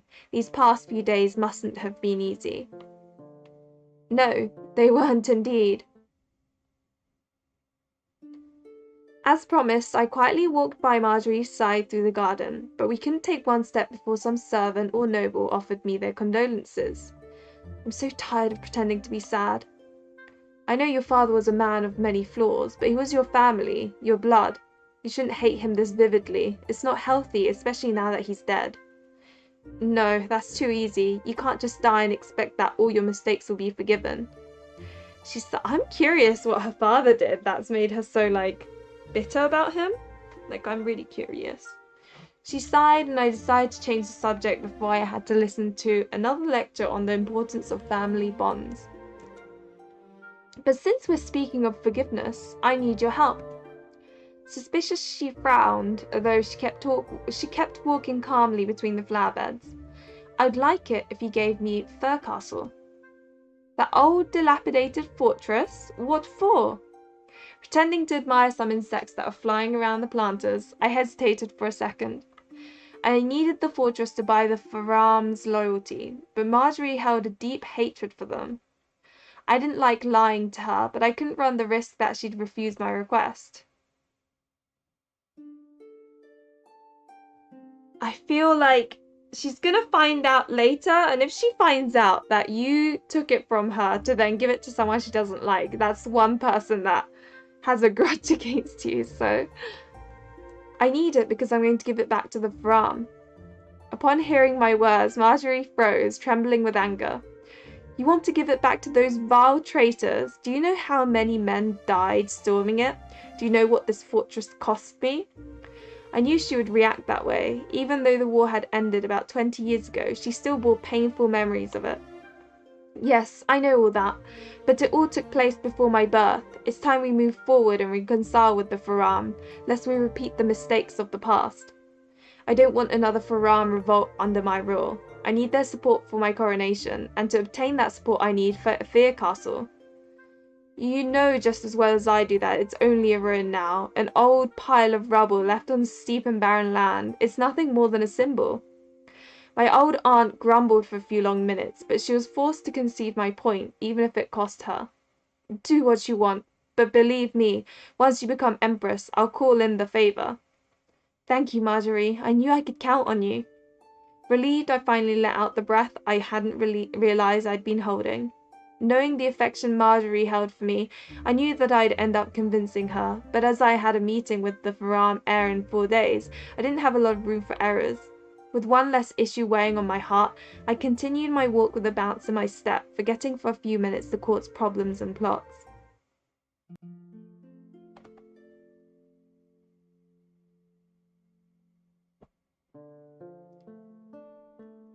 This was my first time ever meeting Theodore of Faram. I had heard him described as a cold and distant man, but I still didn't expect him to be so glacial. He's cute though. I waited for him to deign reply to my greeting, as courtesy demanded, but the silence between us was deafening. He only stood there staring at me, impassive, without even so much as a good morning or nice to meet you, while I had to keep smiling not to lose face. I had better things to do than engage in a staring contest. Consequently, I swallowed my pride and gestured to one of the chairs around the staff table, where a large map of Calidia had been laid out. I imagine you're me tired after such a long trip. Please, sit down. I thought he was going to stay standing there, but he did finally sit down without another word, while I took a seat not too far from him. Like I said in my letter, I'd like for the Terranfell and the Faram to reconcile. The tensions between our two families have lasted long enough, and I imagine your sudden desire to make peace has nothing to do with your upcoming coronation.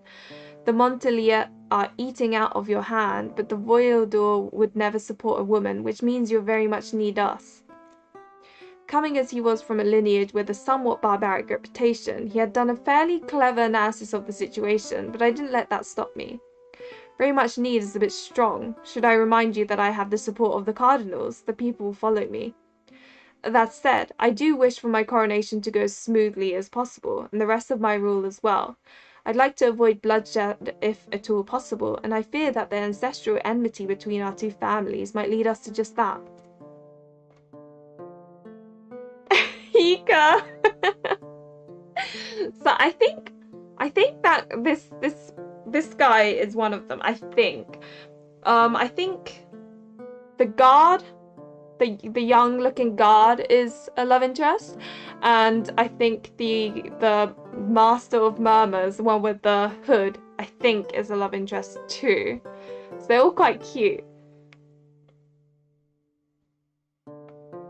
Neither you nor I were born when the Faram revolt took place. It's up to us to decide if we want to perpetrate this cycle of conflict or if we want to build something new. He took on a thoughtful expression and observed me with renewed interest. It's easy for you to forget. You're on the side of the victors. You haven't been rehashing your resentment for 20 years. Precisely. Wouldn't it be easier for you to forget as well, especially if it's been haunting you for that long? Even if we were inclined to consider your offer of a reconciliation, how could we trust you? I won't give you a history lesson, but that revolt didn't happen for nothing. He was following me exactly where I was leading, and it took me some effort to repress a smile and keep a businesslike countenance. Firstly, I'm not the same person as my father or my grandfather. It's unfair to distrust me as a result of their actions. And secondly, I'm ready to make a gesture of goodwill, if the Faram are ready to make one as well. I'm listening. If you openly support my ascent to the throne, I'm ready to return to your family the Fear Castle, Citadel, and the lands that go with it. This time I savoured the true surprise in his eyes when I handed him the deed I had taken the time to prepare. As you know, it was confiscated after a revolt since it's located at a strategic crossroads between Terinfel and Montpellier. I thought it would be a strong gesture to return it to you, but also quite a symbol of trust. After glancing over the signed pledge, Theodore looked at me once more, with defiance this time. There's no doubt that my family will appreciate the gesture. I was already basking in my victory when he continued, his voice cold, because every time something works out, there's always something that doesn't at the same time.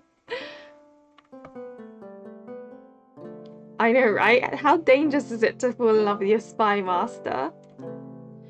But as for me, it only makes me see that you're one of those politicians ready to use every dirty trick in the book if it will give you what you want. I had been warned that you're the rightful heir of that snake who used to lead the Montpellier, but now I'm seeing it with my own eyes. So yes, indeed, we will accept your offer and support your coronation, because unlike you, we stick to our word. But you should know you're not fooling me. I'll remain at the palace to make sure you don't stab us in the back as soon as you've achieved your goals. In the end, his analysis of the situation, or indeed of my character, wasn't as clever as I had thought. I was ambitious, there was no denying that.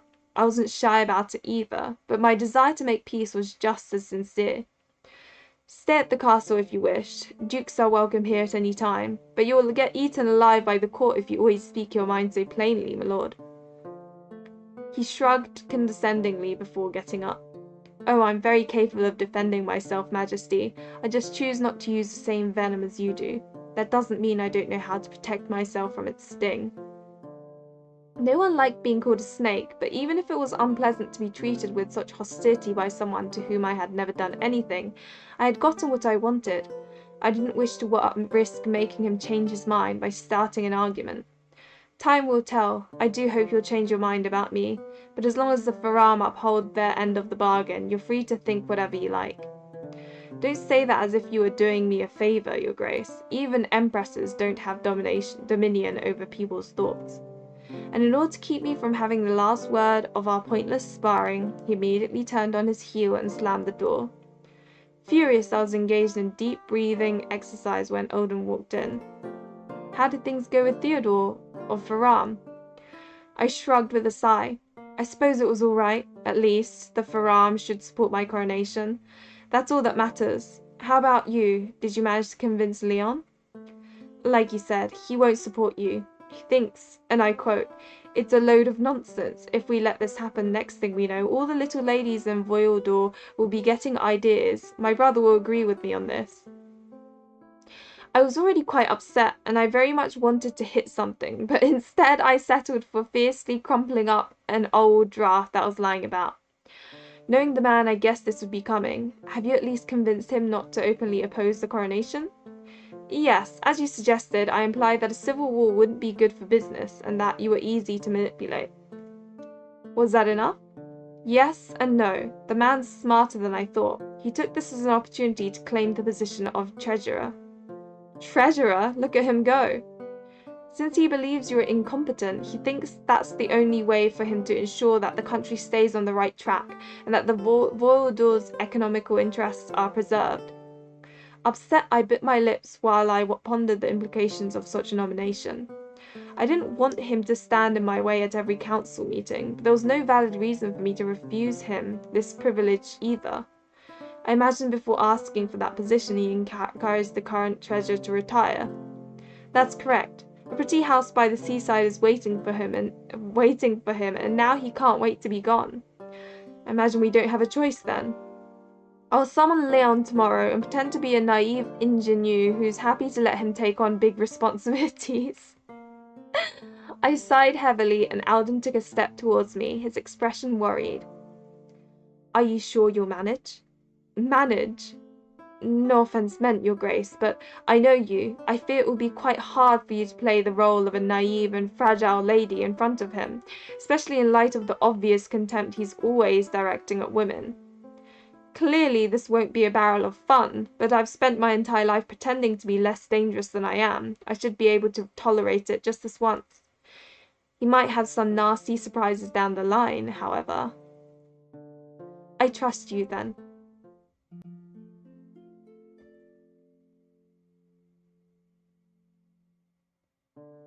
Your Grace, news of your nomination to the throne has spread quickly.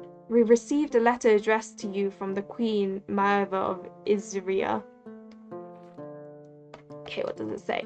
My respects, Empress of Calidia. I wish to write to you so I could congratulate you on your recent nomination to the throne, as well as offer my condolences for your father's death.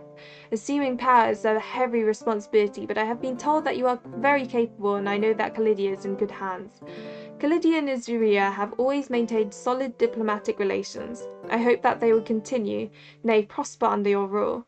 Up until now, the matriarchs have always been opposed to non-commercial negotiations, but your nomination has made them curious. We dare to believe that in your presence my emissaries and myself will cease to be subjected to the patronizing condescension that your predecessors invariably displayed, and that made my country's past rulers so wary of further interactions. The gods whisper to me that your ascension to the throne signals the dawn of a new era for the continent. Therefore, I wish to support you as much as I can. With the matriarch's assent, I have decided to mandate an emissary, whose role it will be to liaise between our two nations. Her name is Asha Isabis. She is an exceptional woman who, I hope, will be welcomed into your palace as she deserves. With all my sympathy, Maeva, Queen of Isria. Women power! That's wonderful news. I'll need as many allies as possible during my rule. Indeed, diplomacy is a delicate art, but it's fundamental for Calidia's prosperity. You will need to woo the neighboring countries and ensure their goodwill towards us. So diplomacy is not yet implemented, but I guess that's something to consider when the real game, like the full game, actually releases. But we'll talk about that later. For now, we have a coronation to organize.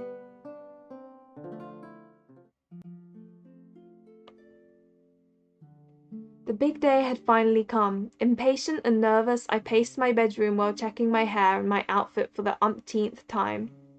Nothing was easy, as per usual. I was supposed to display poise, elegance, and grandeur, all while remaining humble.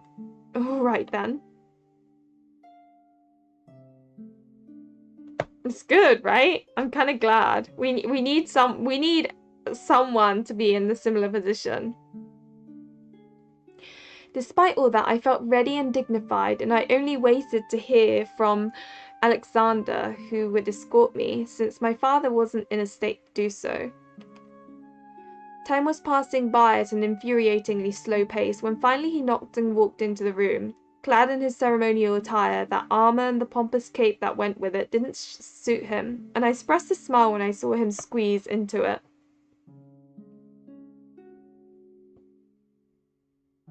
Hi Zolta, welcome! Oh, I see. So Asha's like an option.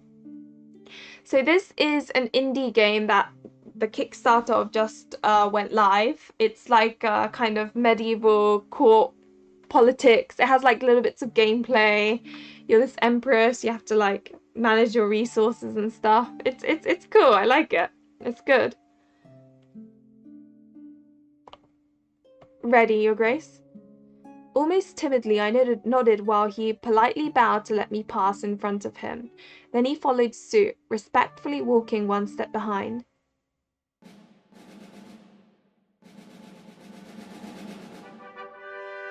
Her Grace Lydia of Turinfell, Princess of Calidia, blessed by Horror. I closed my eyes and savoured this title that I was hearing for the last time.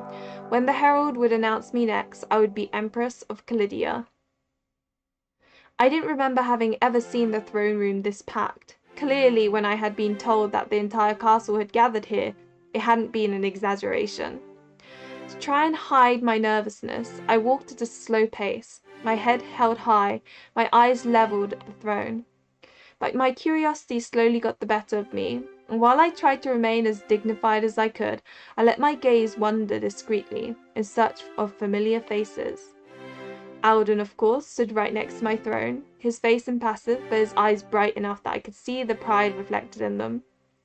Robert was there too, my future crown already held in his hands. He did his best to appear as imposing as his function required him to be.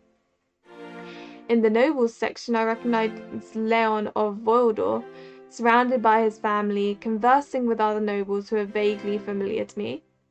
To my surprise, I also spotted Theodore, leaning against a pillar, his gloomy aura seeming to hold people at bay so that he wasn't drowning in unknown faces. I like Theodore the most, I think.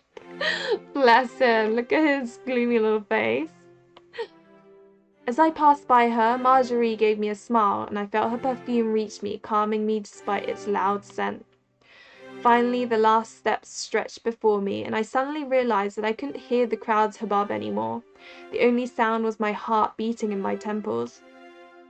Ceremoniously, I knelt in front of this throne that was still forbidden to me. Soon I had cause to praise whomever had the brilliant idea to... Oh God, what have I done? So I caused to praise whomever had the brilliant idea to place a small cushion under my knees. The blessings were proceeding at an infuriatingly slow pace. Oh, what have I done? Here we go. I listened to them with only half an ear, but I still displayed my most serious and focused face to honour the solemnity of the ceremony. The day before, Robert had asked me if I wanted to celebrate tradition by taking the name of one of my predecessors, or if I'd rather start my own dynasty. Oh. Keep my name.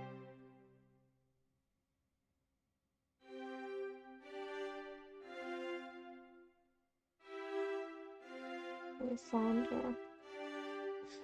Oh, I don't know. I wonder how much of an effect this actually has.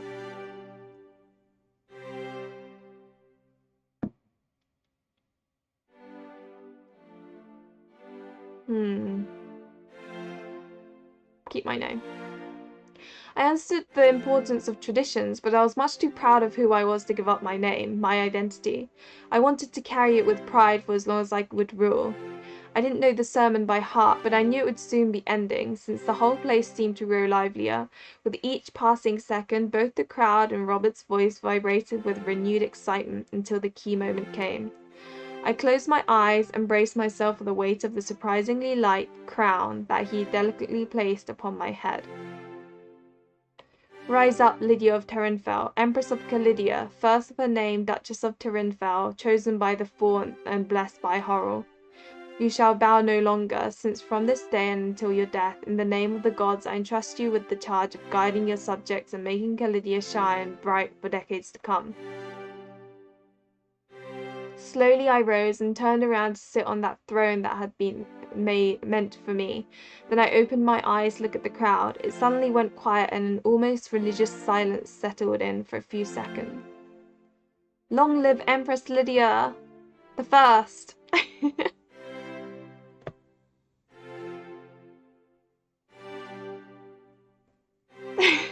Imagine that's an extremely... That's the thing, I was thinking, considering the two people that seem to be on our sides are exceptionally like, I want to push that more than the one that doesn't like me, so.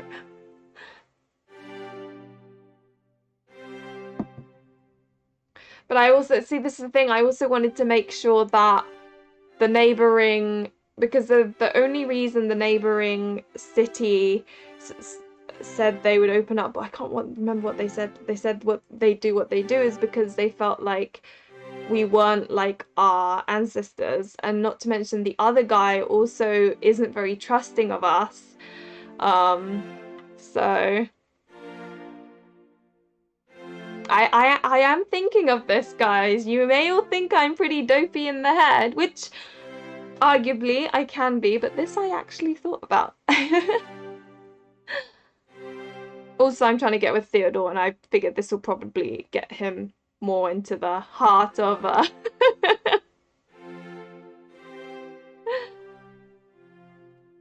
Elizabeth I. Oh, there's so many books about her, and they're all really interesting. Alexander's voice resounded next to me, oddly loud, and as it shattered this almost dreamlike moment, cheers arose from all sides in spectacular chaos. The general enthusiasm was contagious, and I caught myself smiling and waving at the crowd with a bit too much vigor. The party was in full swing, and if I was still beaming, my head was starting to hurt with the incessant solicitations of people come to pay their respects. Also, another thing is if we would have gone with the traditional ways, we would have been boxed in quite a bit. So you would only need to do a tiny bit out of the traditional thing, and all of a sudden who you considered friends are your enemies, and those who would have become friends are also enemies. So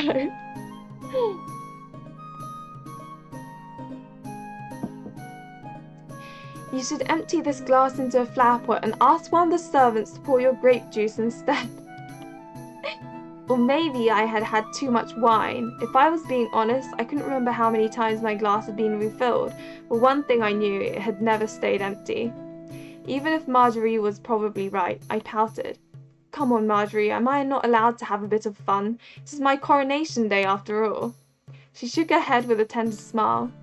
You can't do this precisely because it's your coronation day, sweetheart. Some people might be subtler about it than others, but everyone is watching you and judging you. She was right, and I knew it. I had let myself relax perhaps a bit too much, carried away by my enthusiasm. That acknowledgement didn't stop me from heaving a deep sigh of despair. Well, I didn't come here to coddle you. I know you're perfectly capable of managing the situation.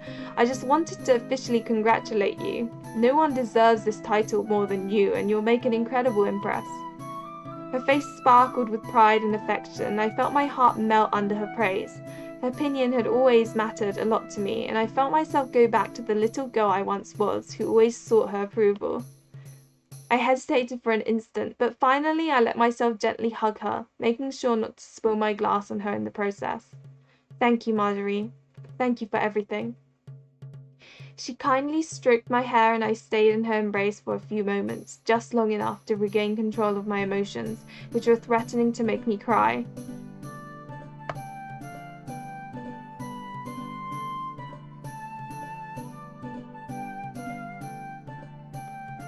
Don't worry, Rose Love. I say this to everyone. Like, honestly, I think throughout my life, because of my relatively, like, you know, bubbly behavior, people do tend to kind of assume that I'm very, like, not really thinking much. Which, to be honest, when I was a kid is true, so, but yeah. My point is, I didn't just pick an option, if you know what I mean. I did actually think. Because some people probably thought she just picked one. She gently patted my back to remind me of my duties, and I finally let go of her, my face now wearing a more neutral expression. Go on, sweetheart, I won't keep you any longer. People are queuing to talk to you. She was right. As much as they tried to hide it, many people stood nearby, waiting for an opportunity to pounce on me as soon as I'd be free. The quickest to the mark was a young woman I had never seen before. One look at the pretty dreadlocks she sported, decorated with small golden jewels, told me her background. Magnificent coronation, Your Grace. Her melodious accent convinced me I was right, and I flashed her a courteous smile. Thank you, Lady Asha. Are you not? She seemed surprised for a second, then her face lit up. Well, I'm flattered you recognized me before I could even introduce myself. I don't know who spoke of me to you, but I do hope they said good things. She gave a small laugh as if to brush off this pleasantry, which I knew had a much deeper meaning.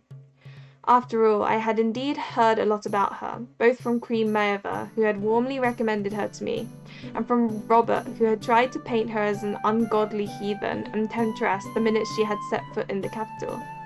Of course, your queen keeps showering you with praise. Then allow me to return her kindness and to tell you how fantastic Maeva is. She'll make a formidable ally. Her familiar way of talking about her ruler made me quirk her eyebrow, but I didn't mention it, after all. Assyrian customs were much different from ours, and her relationship with her queen was none of my concern.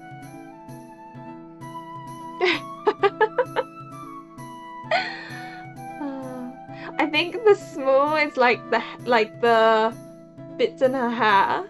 That's what they're talking about. As long as she didn't use the same casual tone while talking about Callidian nobility, there would be no issue. In any case, I do hope Callidia is to your liking, Lady Asha.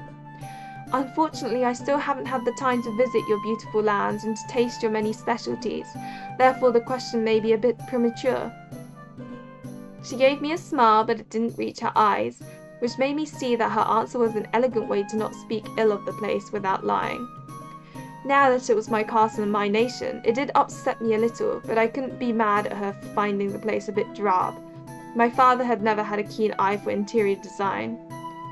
I was about to ask her more futile questions when Robert stepped into the space between us.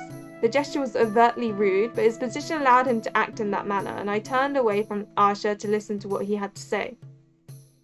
Your Majesty, please,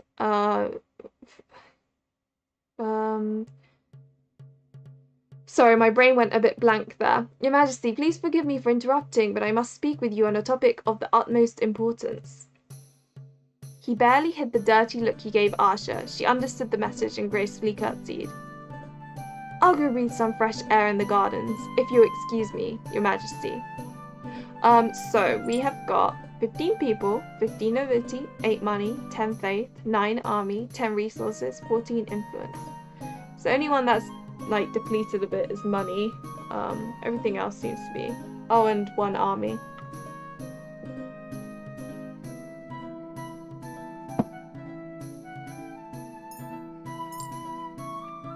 I mentally took note of where to find her if I wanted to continue the conversation, and bowed to her in lieu of goodbye. Then I focused my attention on Robert, wondering with some trepidation if something bad had happened. What's going on? Don't worry, Your Majesty, nothing that will spoil your night. I just wanted to make sure that you were taking my warnings about the Assyrian diplomat seriously. I don't find her trustworthy at all. I had to hold back a sigh. It was quite distressing to see him go to such trouble only to interrupt my conversation with a foreign dignitary. Please be comforted. She wasn't inviting me to dance naked in the sea in honor of the snake goddess, sir.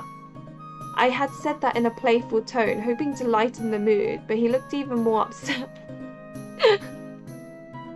Oh dear.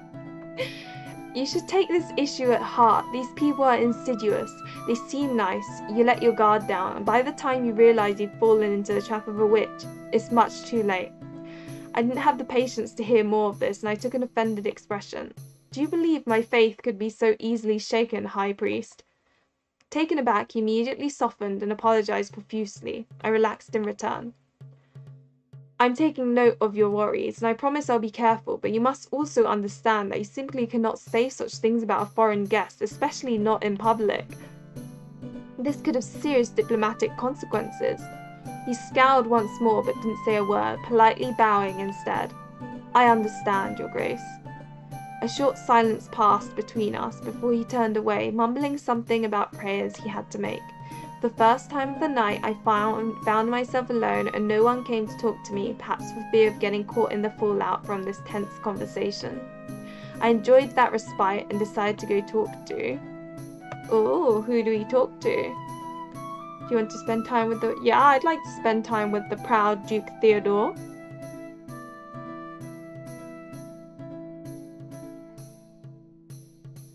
He is cute, but no, we're going for him. Mr. Grumpy. He wasn't hard to spot since he was nonchalantly leaning against the wall in the most deserted corner of the throne room, snubbing the drinks as well as the buffet. A few ladies were ogling him, but they didn't dare come close, and I could understand them. His gloomy face wasn't inviting me to chat with him either, but as Marjorie had reminded me, these kinds of parties weren't meant for my own enjoyment. They too were tools of the political game.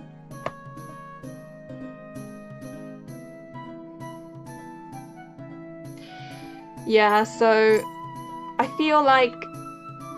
So at the very beginning you do get an option to switch it off if you just want to enjoy the story, which is fair enough. I think that's good for those who don't really want to do all the story stuff, you know.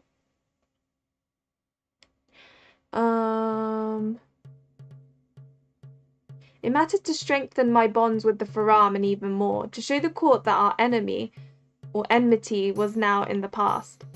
Lost in his thoughts, he didn't seem to see me until I leaned back on the cool marble wall right next to him. The party isn't to your liking, my lord of Faram. If he was surprised, he didn't show it, and he raised his eyes to meet mine before scanning me from head to toe. I'm not particularly fond of these displays of vanity, no. That was certainly a take on things, but it didn't give me much room to react. I grew thoughtful as I considered what I should say, unsure how to communicate with someone this closed off. The idea struck me when I heard the tune of a waltz floating through the air. I immediately straightened up. You should invite me to dance. It was worth it, if only to see his stunned face. In fact, he seemed so shocked that his scowling gnome-like mask disappeared, making him look surprisingly fragile. I beg your pardon?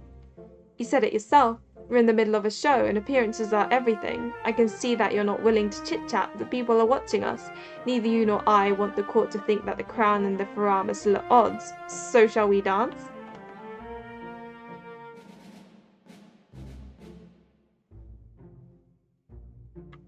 Siphon resources from those who would be simps. Oh god. Theodore looks so cute. I don't know, I think out of all of them he looks the cutest personally. But no. Just as Elizabeth I did, we shall play the game in such a way. That is, unless you don't know how to dance, of course. He hesitated, but my last comment seemed to tick him off, and he dryly dusted off his jacket. Of course I know how to dance. Well then, prove it. This time I didn't leave him a choice, and I curtsied as if I had just accepted his invitation. He looked at my hand with suspicion, as if simply touching it was going to burn him, but finally he took it and led me a bit further towards the centre of the room, where other guests were already dancing. I was almost surprised to find his fingers pleasantly warm. His behaviour was so cold that part of me expected his skin to be freezing, like that of a devilish creature.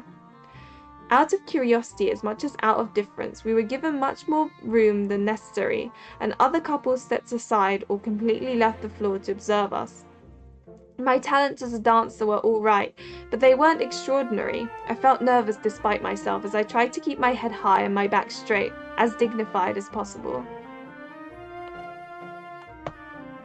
Queen Elizabeth was actually quite, they think she was quite promiscuous and used her womanly features to actually get help from all the councillors around her, which I think was quite cool. Neglect the nobles too much and they'll despot, neglect your diplomacy and you have war on your hands. Oh yeah, 100%. It's very much, I mean, it's a management game, right? So she had lovers in Rhoda. Exactly, she had lovers in Rhoda Kingdom.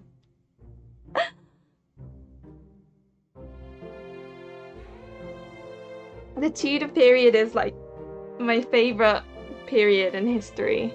There's so much fun reading about it.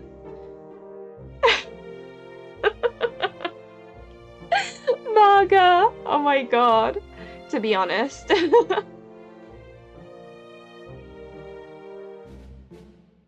Hi, Catherine. Welcome. Yeah, I think this is definitely a management game, for sure. Like Rose Lover said, like, you know, trying to keep things. That's why you've got things where it, like, obviously increases one thing and decreases the other, because at times you might need that other thing. But then, yeah.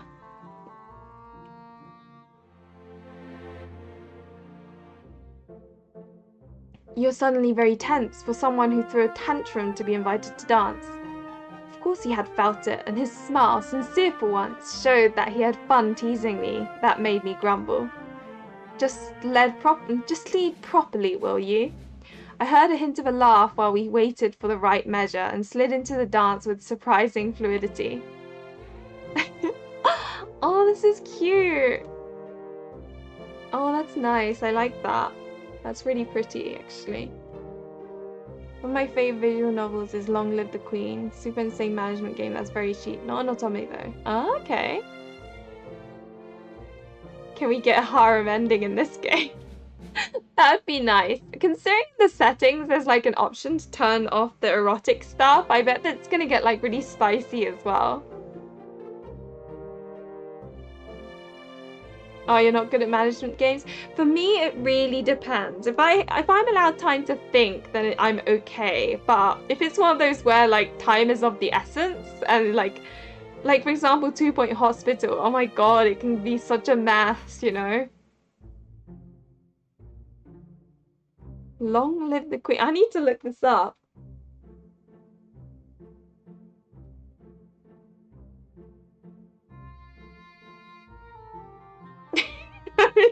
Wait, let me think. Okay, long live the Queen.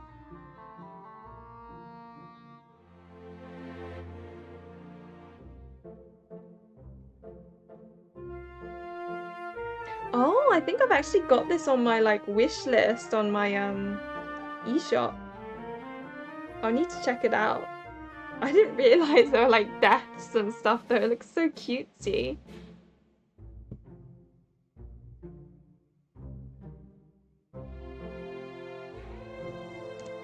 Okay. He wasn't lying. He knew how to dance. Very well, even, despite his badly positioned hand, a bit too high and not firmly enough to properly lead me. I could anticipate his movements with ease. He was a good guide and his own gestures were precise and gracious. On the other hand, I was glad that everything was working out, but on the other, it bothered me a little to acknowledge his merits. Make him tighten. I think I'll compliment him. I think. Is there a way to get the settings up or... Oh, there we go.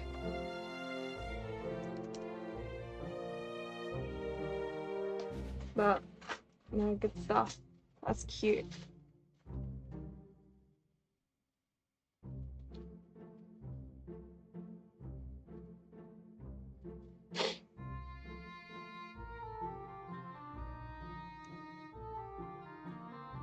Idol Manager, that's another one I'm really curious about. It looks so cute. But don't you have to get to know the idols to make sure that they don't like get in scandals, or if they do you find out about it or something? Oh my god, it looks so good. Oh my god. I've been keeping my eye on Idol Manager, hoping for it to go on sale or something.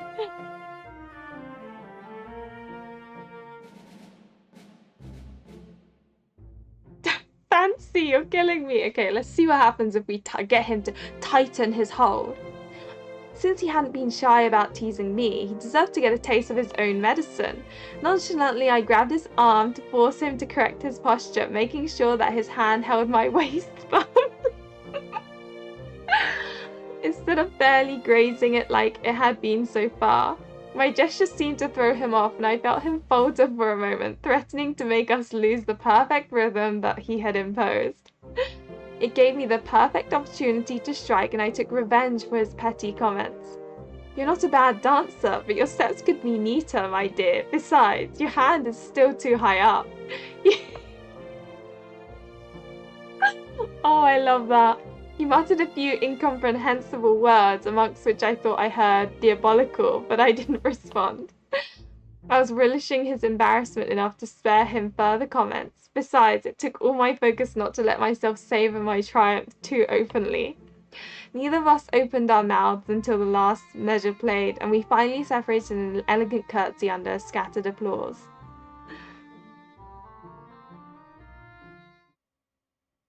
I'm gonna load and see what happens. Can I? Oh, okay. If you pick the other option.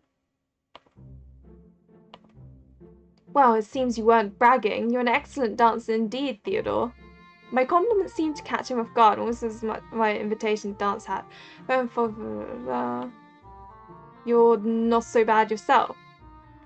I knew this was the best I'd get out of him, and I smiled while he led me into a slightly stiffer toe. Neither of us opened our mouths, so nothing really changes that much. But I'm sure one probably increases your affections with him more than the other. You can change your idol's company policies and rules to make them less likely to get into a scandal, like no social media. You can also date idols. It's really hard to find one interested in you, though. Oh, wow. You can actually date them as well. Not follow the tutorial and look up a Steam guide to financial stability. Oh. Well, I thank you for this moment, Theodore. I won't keep you busy any longer. I see you're having quite some success. Out of the corner of my eye, I glanced at the young ladies who had gotten closer and now waved their fans while ostensibly ogling the Lord of Varam. Perhaps they had more respect for etiquette than I did, since none of them dared to accost him and openly ask for a dance. Still, he sighed and glared at me, apparently holding me responsible for the sudden attention he was receiving. He's so cute. I don't know. I ruthlessly abandoned him to his admirers and was surprised to see him play the part of the courteous gentleman after all smiles and polite comments. Clearly, I was the only one for whom he refused to make such an effort.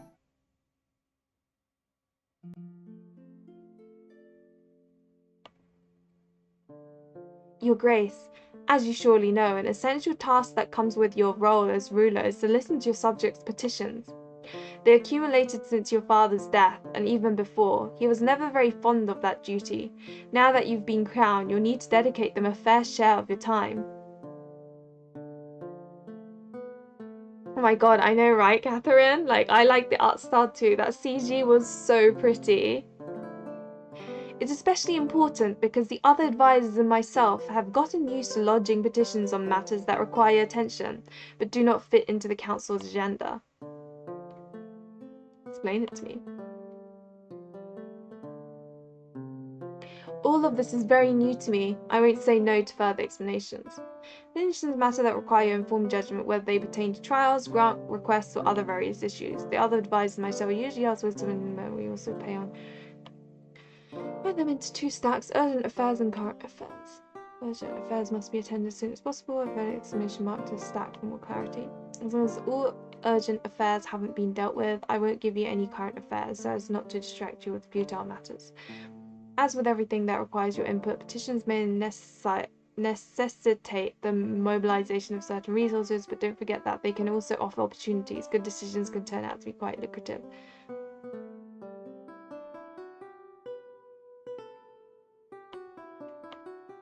Yep.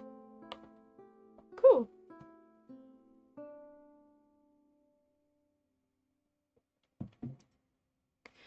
Perfect. I suggest you deal with one of mine first. It's an issue that has been on my mind for a while. He took a moment to rummage through the items on the table before handing me a sealed parchment roll.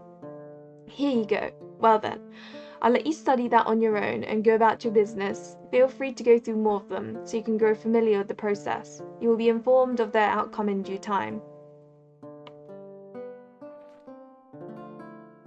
Oh, okay, so they just hit their last okay, cool. Oh, I'm glad for them.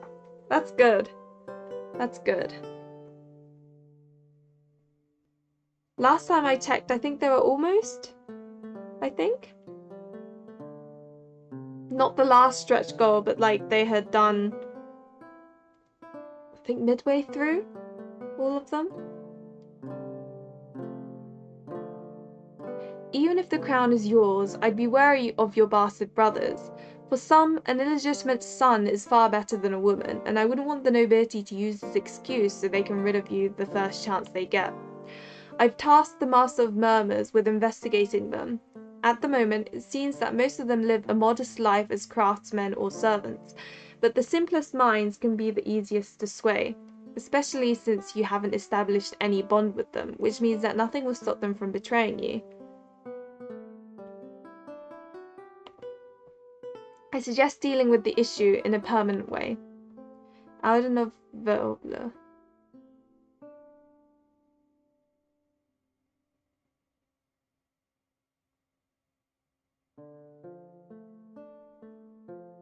Wait, is he telling us to somehow assassinate our half-brothers?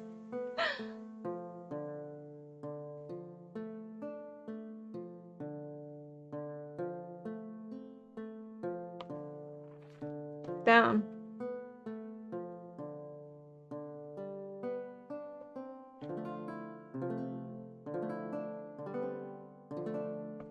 I think last time I checked they were at like 24k, so that's quite a bump. I'd love it if they made it a Switch game. Then I would be like binging it. Oh, here we go, I need to make a choice.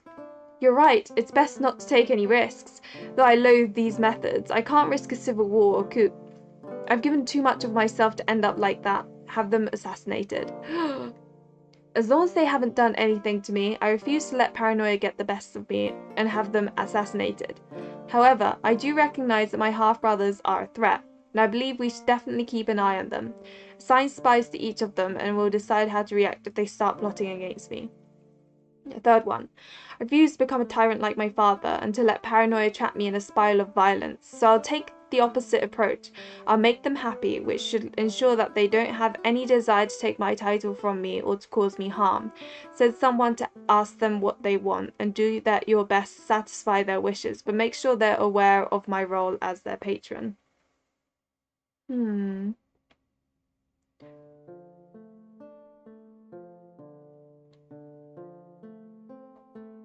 I definitely don't want to go with that, so it'll be that or that, I think. Don't want to be spending money left, right, and centre though.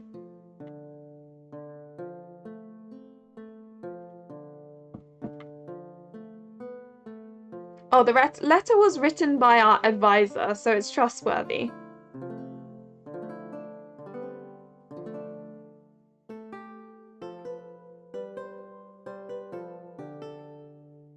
Touch Starve is like a whole different level, isn't it? How much more do they need for the Switch port?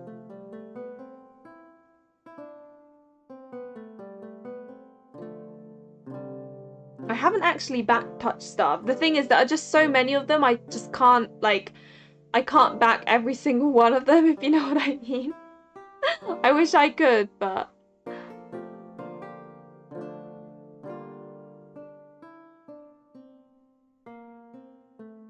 Anyway, the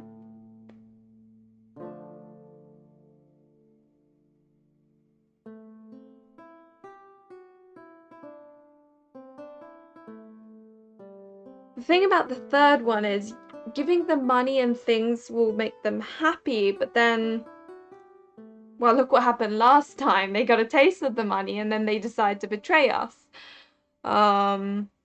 Not to mention, if they have some money, they might start building connections, and it's those connections who may actually be the ones that use them as puppets. So, oh.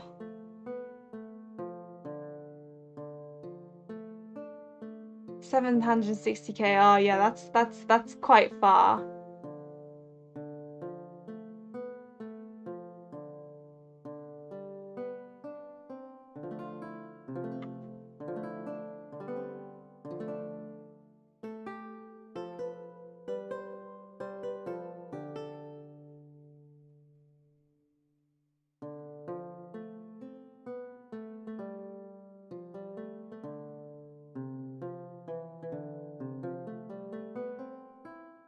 Oh yeah, you can. Well, we already showed. So I've got 14 of these, but I've only got 8 of these. Ah, trying to get comfy. Looking forward to when I get to go home, because then I'll actually have a chair to sit on. They haven't betrayed me yet, Catherine. That's why I don't think we should kill them. Not yet, anyway.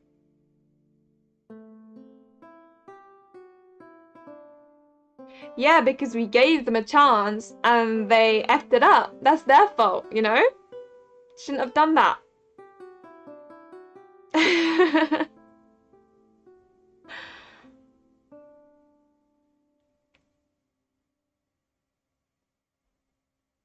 I'll go with the second one.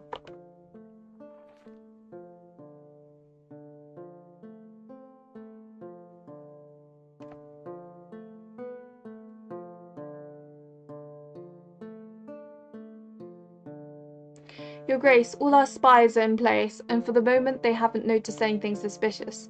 Following the first report, I've decided to set up increased surveillance around Aaron Villas, who appears to be having a fling with the daughter of a local lord, and Yassine Lecordonnier, as he is at the Count of Valois' court. I'll keep you updated on the situation's evolution. Master of Murmurs. Shakira, I love it how you're just like, hello. Murder, you say? Oh, so I have to like pick one of them. I don't know what to go for first. Petitions. Your Grace, the scholars would like to expand the Academy of Astrarok in order to welcome more aspirants. The numbers grow every year, and besides, the Dean would like to extend the duration of some training courses, as our knowledge in some fields has deepened and become more detailed over time. The scholars have raised the required funds thanks to several general donors, but since the Academy is located in the very middle of the capital, its expansion requires razing some of the shops and lodgings that have been built around it. The people are not thrilled at the idea. With or without your help, the Academy will prosper, but it is always good to foster one's friendships. High Priest Robert.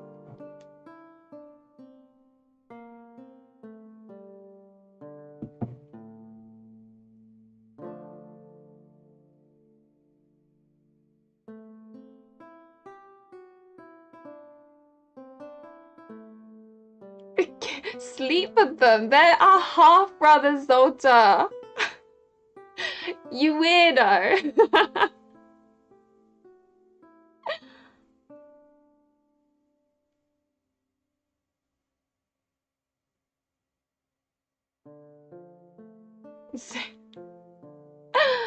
Oh dear. It requires razing some of the shops. What do they mean by razing? Like as in...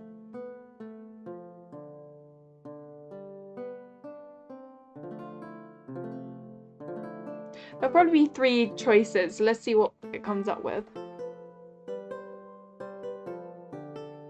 Displacing a few stalls and lodgings is a small price to pay to expand our academy, and thereby increase the splendour of our influence throughout the world. I'll enact a decree to authorise this expansion, and I'll make sure that the people are decently rehomed. I understand the importance of offering a quality education to our scholars and future scholars, but that cannot be done at the expense of the people's comfort. We will build another academy away from the... Oh my god. Away from the centre so it has all the room it needs to grow in the future. The Crown will fund the additional costs generated by such a construction. The safety of my people is my priority. The Academy has always fared well under its current mode of operation. It will have to find other solutions to adapt its education. Dig basements, open up annexes. When there's a will, there's a way. No. Displacing a few stalls. Oh, 5 gold though. I've only got 3 left if I do that. I'd have to increase taxes, and I don't really want to do that because that'll make people unhappy. I hate this so much. Can someone else take like my place as empress? I want to be like her bestie or something. Not.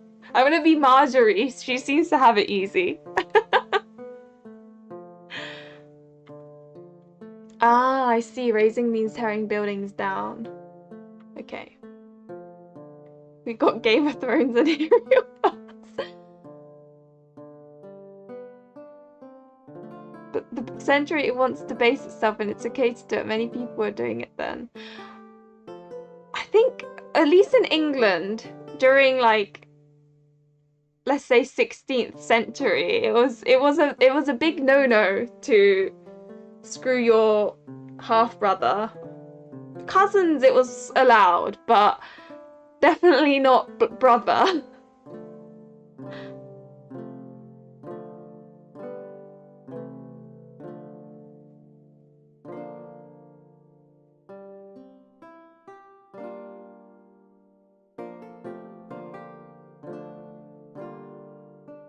Yeah, I definitely want to fund them. It's whether to like go full out or whether to like just do one. This seems appropriate, but then the people, I guess if they're decently rehomed.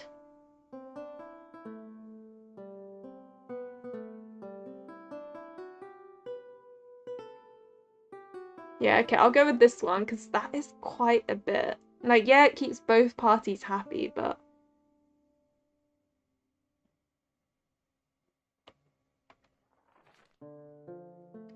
we have begun -10 for people, but +5 for 10. Oh my god. So we've got 5. Okay, that's something. So when we go to do our little policies, we'll have to change it so that we get some people points. We basically got a whole bunch of faith points. Which I don't know how many faith points do I have? 15 now. We have begun construction works. The people were not thrilled, but they cannot fathom the greatness of our mission. The Academy has always trained elite scientists and theologians. We can take pride that it will be able to train many more going forward. I'm sure that this expansion will only make the country more prosperous. High Priest Robert. Okay, time for policies. And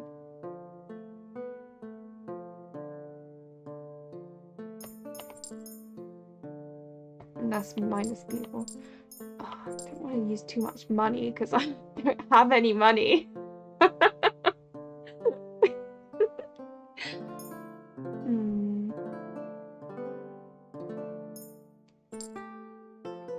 Oh, nobility will hate on us if we do that. No, we'll keep that controlled.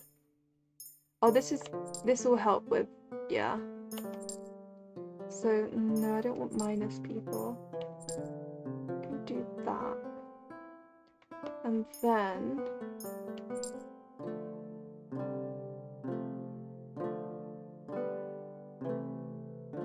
we've got some money.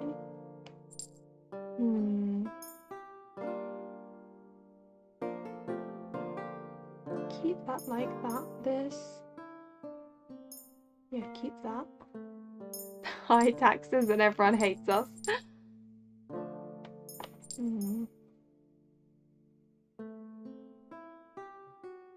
If we change it to that for now, we'll have some people stuff going on.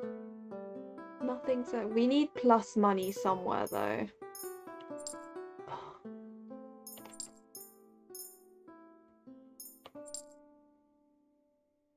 Yeah, we'll do that. I think.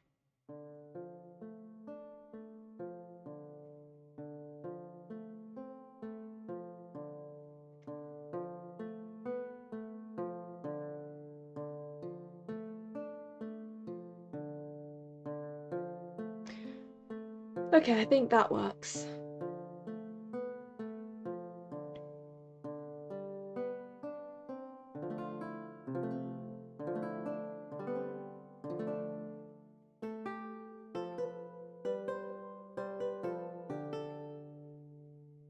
Just double checking.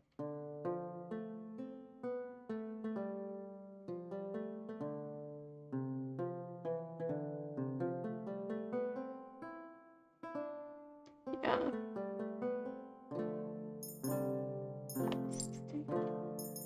just means. Okay.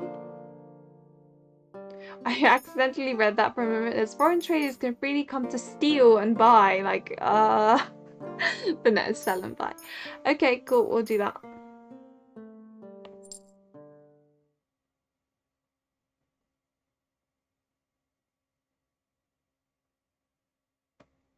Cool.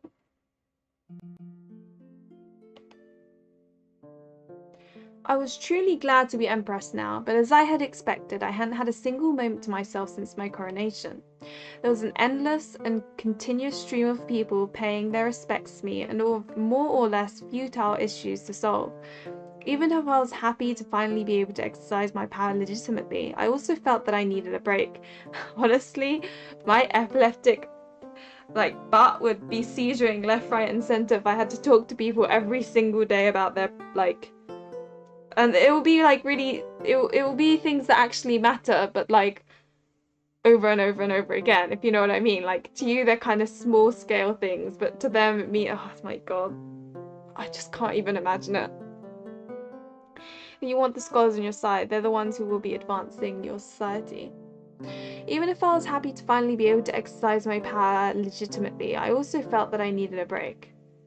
Thus, after taking care of the most urgent matters, I had decided to take a moment to relax in my bedroom, the garden. Oh, I see. Well, we're obviously going to go talk to Theodore in the library. I had always appreciated the serene atmosphere in that place. It seemed like the ideal spot for a break. Well, as long as I didn't get tangled up in history books or tomes of military theory. Knowing myself, I was very capable of falling into that trap and staying here until midnight, taking notes. It was best if I restrained myself to picking a novel or some poems, even if books of either sort were scarce. That way, I could truly let my thoughts run free. After all, it had been a while since I had last read. A beautiful love story.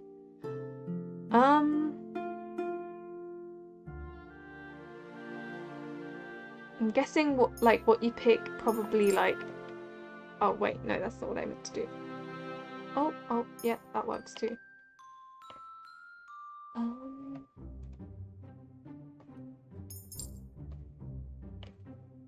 Yes, it had been too long since I had last read a novel full of passion and intrigue, like The Rose of Tirinfel. How many times had I devoured that book in my younger years before my age forced me into more academic pursuits? I missed it all. The idea of my upcoming read put me in a good mood, but I stopped dead in my tracks when I spotted Theodore engulfed in a book. Ever since we had met, every time we saw each other, I felt his gaze on me, studying me with severity, as if he was Myriad himself come to judge me and decide upon my spot in heaven. In fact, I had gotten so used to seeing his dour and scowling face that I was surprised to find him looking quite serene. In truth, when his features weren't puckered up in sternness, he was rather elegant. For once, he looked at ease, and I didn't have the heart to bother him.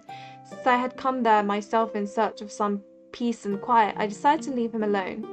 With all the softness in the world, I tried to close the door behind me, only to hear the blasted thing creak as if I had opened the hatch to hell. Disturbed in his reading, Theodore lifted his nose from his book and stared at me, his expression immediately turning into a frown. Rose of Versailles, maybe. I wouldn't really call Rose of Versailles a beautiful romance, though. It has that in it, but it didn't. I personally didn't see it as a love story. Of course, there are love stories within it, but I saw it just as a historical fiction.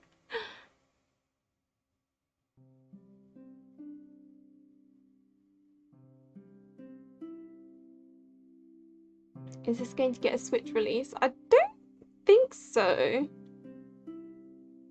Hello, Your Grace. Holding back a sigh, I approached him with a polite... saying that if you like things like this, so we've got management and things, I highly recommend Ambition, a Minuet in Power, because that's a fun game.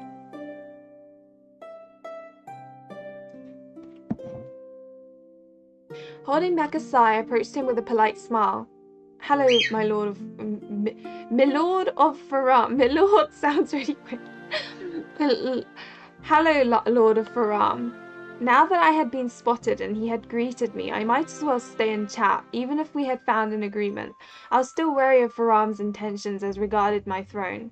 It couldn't hurt to learn a bit more about him.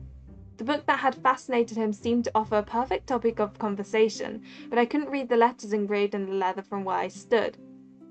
What is this book you're so deep into? He abruptly closed the book and placed it on his knees in such a way that I absolutely couldn't read the title. That's none of your business. His attitude was exasperating, but I chose to give him a teasing smile. Oh, were you by any chance reading an indecent book? Oh, this is good.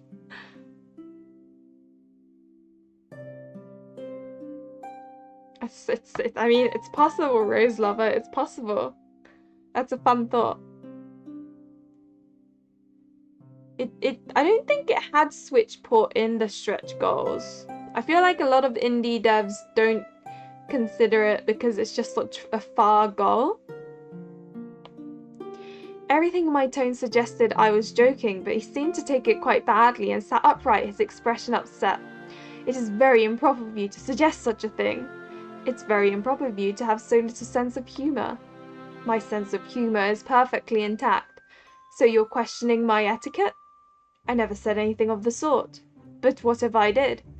I took a deep breath and held back the scathing retort about to escape my lips. After all, I was the one who had started this conversation, hoping to smooth our relationship. Even if I would have paid good money to see him lose that superior and smug expression he liked to display. In any case, it makes sense that you'd still have things to learn. You weren't ready for this. He said that nonchalantly, almost sympathetically, and I couldn't tell if he was trying to be friendly or if it was yet another elaborate provocation. In any case, he had managed to rile me up. I beg your pardon? You heard me. Stop acting as if you're a powerful heir who can carry the entire nation on her shoulders. I'm not a fool. You've been kept away from the court for half your life. In truth, you don't have the slightest clue of the mess you've gotten yourself into. You've led a privileged life without any difficulties, away from the plots and issues of your kingdom. Now that your father's dead, you've taken the first chance you had to steal his crown like a vulture. I'm sure the throne was still warm when you decided to sit on it. He wasn't wrong about that last point, but I couldn't tolerate his half-baked insults any longer. Be careful with your words, Theodore. You're getting dangerously close to royal treason. My father was assassinated, abruptly. I didn't have the luxury to hesitate, and I was only fulfilling my duties. Although I was seething inside, I had to stay firm and to make sure not to raise my voice too much, which would only have discredited me. Your father was assassinated because he was greedy for power, because he was cruel, and because over time he had made too many enemies to count. You're his flesh and blood. What could possibly convince me that you're not like him, that you're truly acting out of duty? Was that the crux of the issue? He thought I was like my predecessor. The simple idea of it made me nauseous. Have you met him at least? I seriously doubt that. If that were the case, your insolence would have had you thrown in prison on the spot. That you're not in a cell right now should be enough to demonstrate the difference between my father and I. Okay, Fancy. Well, thank you for coming by. It was fun, and hopefully I'll see you again. See ya! One thing I learned from Game of Thrones that stuck with me is that only low-born people should say it as my lord. High-born people should enunciate enough to say my lord. Yes, that's what I thought as well. How can he get away with speaking to a monarch like this? It's because he's a love interest and it's a story. But imagine it'll be hard for you to believe me, whatever I say. It's extremely difficult, even impossible, to make someone who's already formed an opinion change their mind. I'll admit I'm disappointed in you. I thought you were an educated man, but clearly you're backwards enough to judge me on the blood that flows through my veins rather than on my actions. As for my privileged life, what do you know of it? You've never been a woman in a world ruled by men, a queen in a world of kings. You're a beloved son, destined from birth to become the head of your family. On the other hand, I've been kept away from my birthright, and I had to fight to get even the tiniest sliver of power, and now you dare tell me I'm privileged? I had managed to keep my composure, but anger and sarcasm vibrated powerfully in my voice, and that appeared to shut him up. I think you're feeling threatened by my rule, but if this can make you feel better right now, I don't intend to waste my energy on people who already have everything, especially not on account of resentments that predate my birth. The changes I make, I will make them for my people, for the farmers who work my lands, for the women and children who will forge the future of the empire. Reminding myself of my own convictions had calmed me down a bit, and I felt my body relax while I continued. You know what, Theodore? You're right. I'm more than happy to be empress. It's a dream come true, a dream for which I have fought because I wanted to earn this position. You think I'm naive, that I believe ruling is easy, even though wearing the crown still won't stop people like you from questioning my legitimacy. I know it's hard, Theodore, because things have never been easy for me. You clearly know nothing of my life, and yet you don't hesitate to criticize it. Before you presume to tell me I have a lot to learn, you should consider expanding your own knowledge. Even if I had calmed down, I still felt out of breath, and my heart beat too loudly in my chest. Rather proud of my trade, I was going to gracefully turn around and leave him there, astounded, but he recovered much faster than I had thought. With a peaceful gesture, he put down the book he had been holding on his knees onto the table, then he got up so he could better take a bow.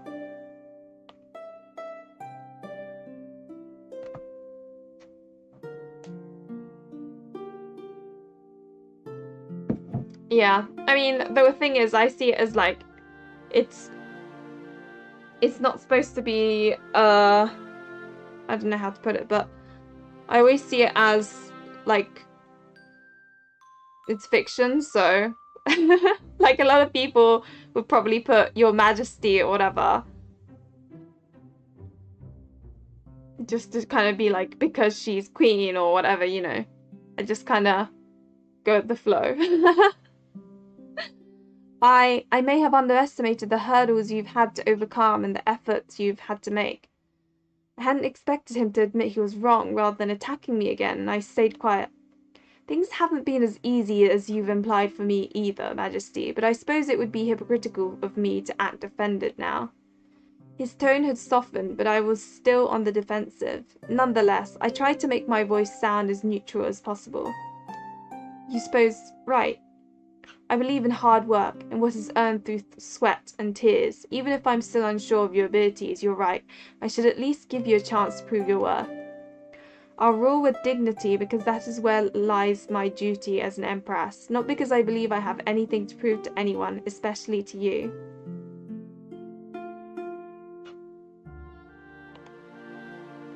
I can't really say anything because I don't know what her father was like to her. And also it's kind of like in comparison, right? Obviously she's had it really easy if you were to compare her to a peasant, but if you were to compare her to Theodore, it's hard to say.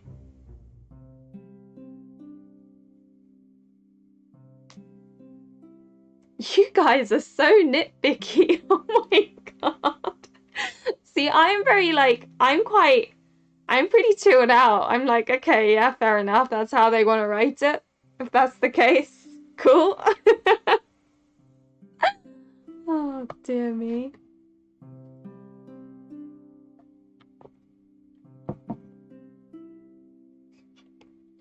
Since I didn't want to throw fuel on the fire, I didn't reply, and he bowed before leaving the library, accompanied by the insufferable creaking of the door. Oh, we're back to bloody... Oh, the life of an empress, huh? Oh, I don't want to do this. Okay, petitions first. Your Grace, the guards have finally caught the thief who has been looting Ashtarock's Great Fair for a few months now. It turns out that the thief wasn't a man, as was expected, but a woman, and a tough one at that. Despite the trap I laid out, which was perfectly executed, she managed to kill many of our men in her attempt to flee justice. The town guard is very upset, but the Master of Murmurs was swayed by the thief's talents. He'd like for her to be exempt from justice so he can make her one of his agents. Personally, I'm against the idea. This woman isn't trustworthy and she deserves to be punished for her crimes, but the decision is yours to make. General Alexander. Woman? If he doesn't have one, that could be handy.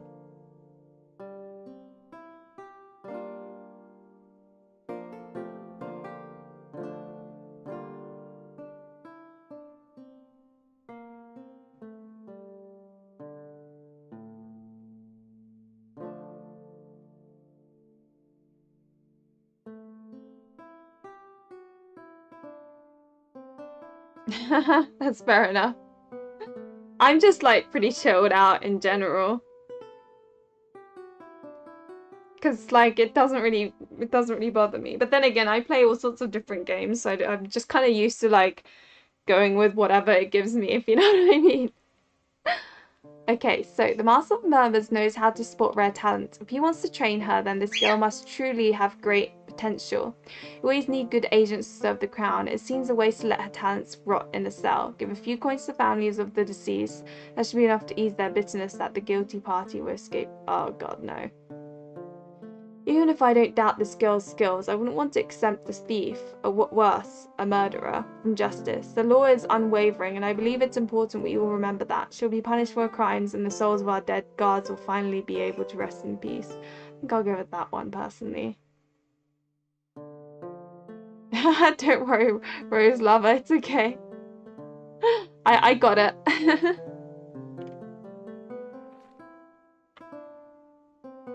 How sad it is to see such a talented woman rot away in prison. She was a diamond in the rough, polished. She would have been exceptional. If you change your mind, let me know. At least the families of the deceased seem to be at peace. Master of Murmurs. I guess the army probably would have gone up if I had saved her, but kind of want to. I'm feeling a bit like poor right now, so. Yeah, Burb should not be awake right now. I don't know why it should be like complete darkness in there.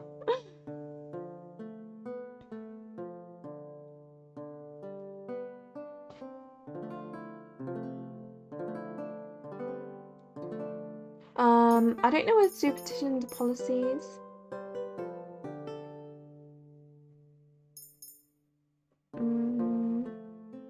Petition and then policy, I think. Your Grace, we have noticed that a few of the beams that hold up the servants' quarters are currently rotting. The situation can still be salvaged, but if we let the molds spread, the beams will surely give out and the ceiling might fall down. I think we should act quickly. Leon of Vodor. Okay. I understand how important the issue is, but it's not a priority at the moment. We'll take it. Oh my god. Summon a carpenter immediately. Not only could the situation be dangerous, it would also be far costlier to redo the entire roofing. Instead of repairing a few beams, it's best to be cautious. If the issue stems from mold, doing maintenance will only temporarily solve it. The new beams would end up molding too. Summon a scholar specialized in that field. Ask them to identify the source of the problem and to get rid of it for good. Huh.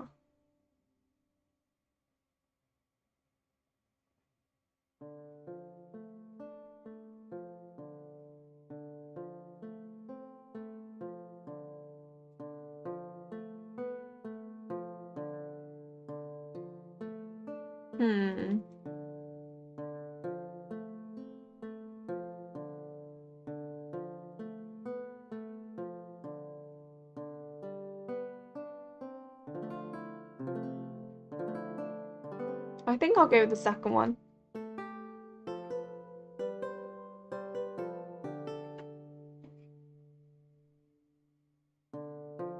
Casey, I love that. This is a long. I guess they wanted to like give us all the gameplay that they, you know, plan on giving us.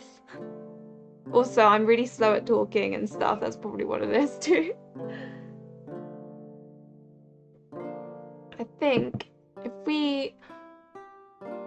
I think we do need to. We need to do both though. That's the thing. Can I not do both? Like we need to. The scholars can look at the old bits and pieces for the mold, and then but we'll rebuild it so that, you know, our servants don't suffer.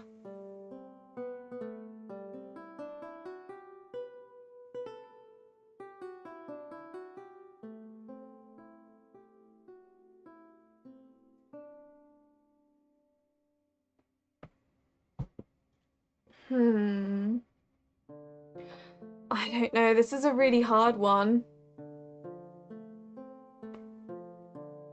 Because obviously you want to get rid of it for good. But we need to get rid of the beans. Can't we, like, both? I'm happy to give away both resources, so can we... Oh, I don't like this.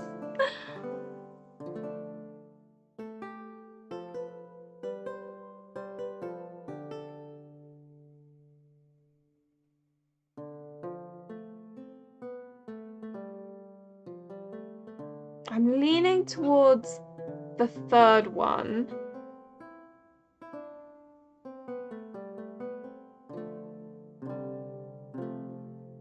Will people understand though?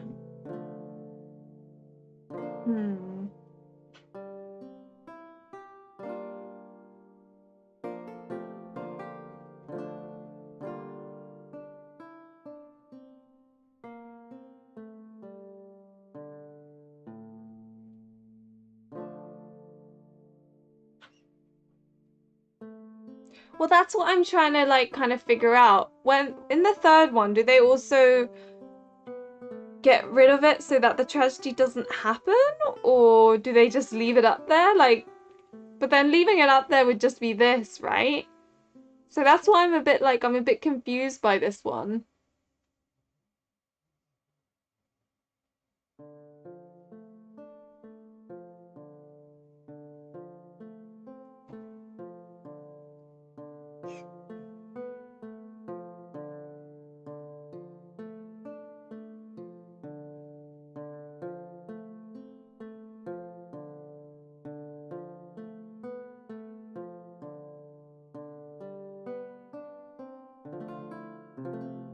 I'm just thinking, okay, so if we go this petition happens again, right? But then if I do this, will it go, oh, by the way, it like crumbled and now everyone's dead? I'm just really confused.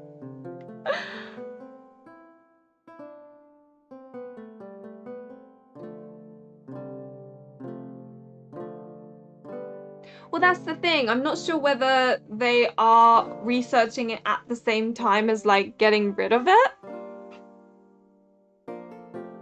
Because not doing anything would be that, right?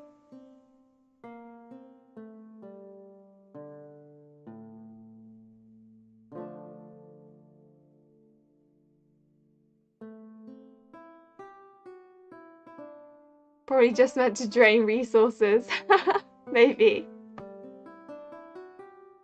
I just feel like it'll just be the same thing over again. I mean, my gut instinct is this one, and then I use my brain, and I'm like, okay, we'll just go with that. Everyone seems to agree with that one. The carpenter's presence did somewhat inconvenience the servants for as long as the repairs lasted, but at least the beams are brand new. Servants feel much safer now when they are walking through the corridors, and they are extremely grateful that you took this seriously. Leona Vodor. And then we must do policies. Well, I don't actually know how much of what we have. Oh, I wish I could look at my... Oh, there we go. This is what I was looking for. This is what we currently have. We need more money, basically.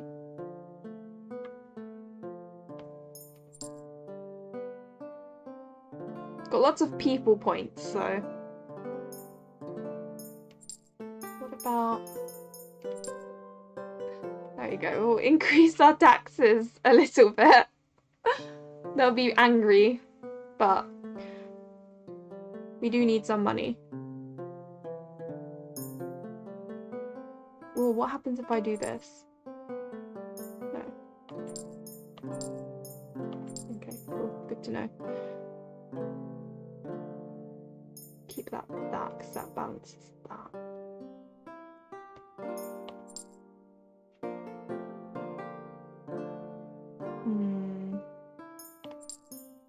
Maintain is fine, I think.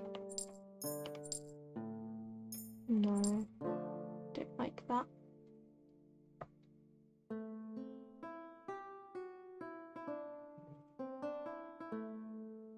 But yeah, there should be an option to do both because just like it makes sense to do both, right? Trade. All right.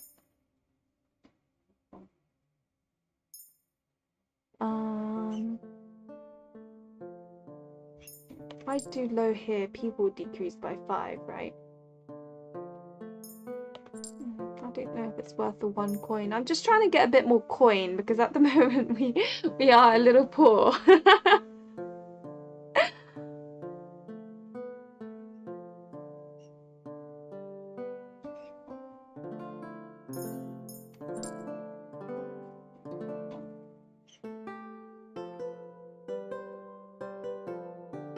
The people are hating on us right now if we go by with these policies, but it's temporarily, I promise.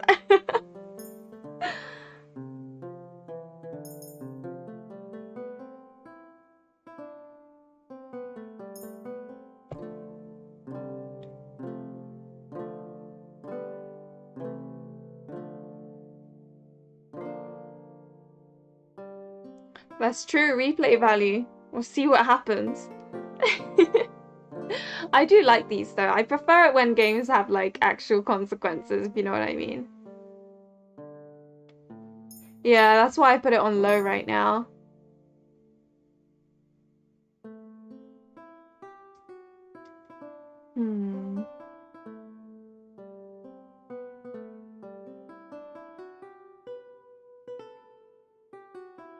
I think I'll do that. +3 money is decent.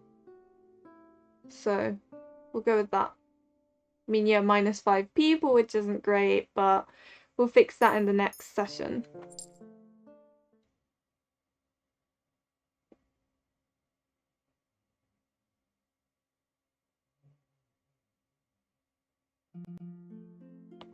And I think I will save here because, I don't know, why not? I don't want to save there.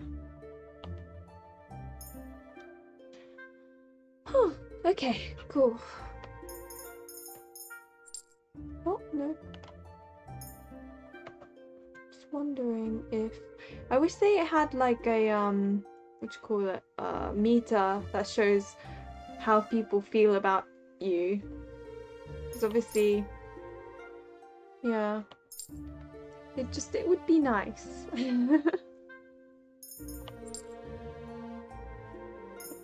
I don't know what I've done, but okay, cool. So that's that. Oh god, that's right.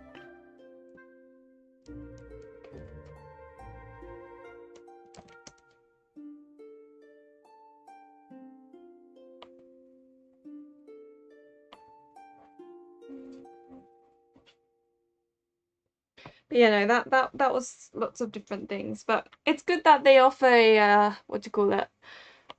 A story only mode, because then for people who can't be bothered with all that nonsense can, like, you know, just skip all of that.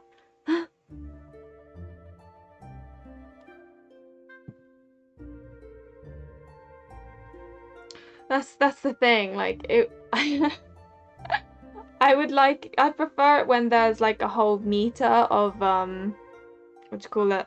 Like there's meters with different levels of affection, who likes you more and all that sort of thing.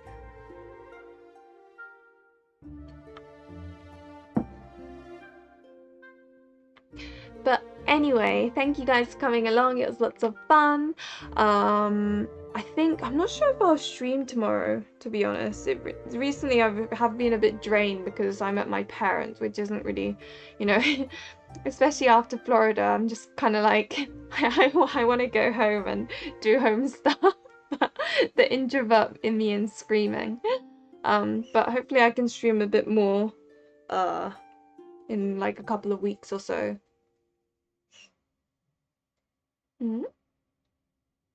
Sorry to add to your list? Huh?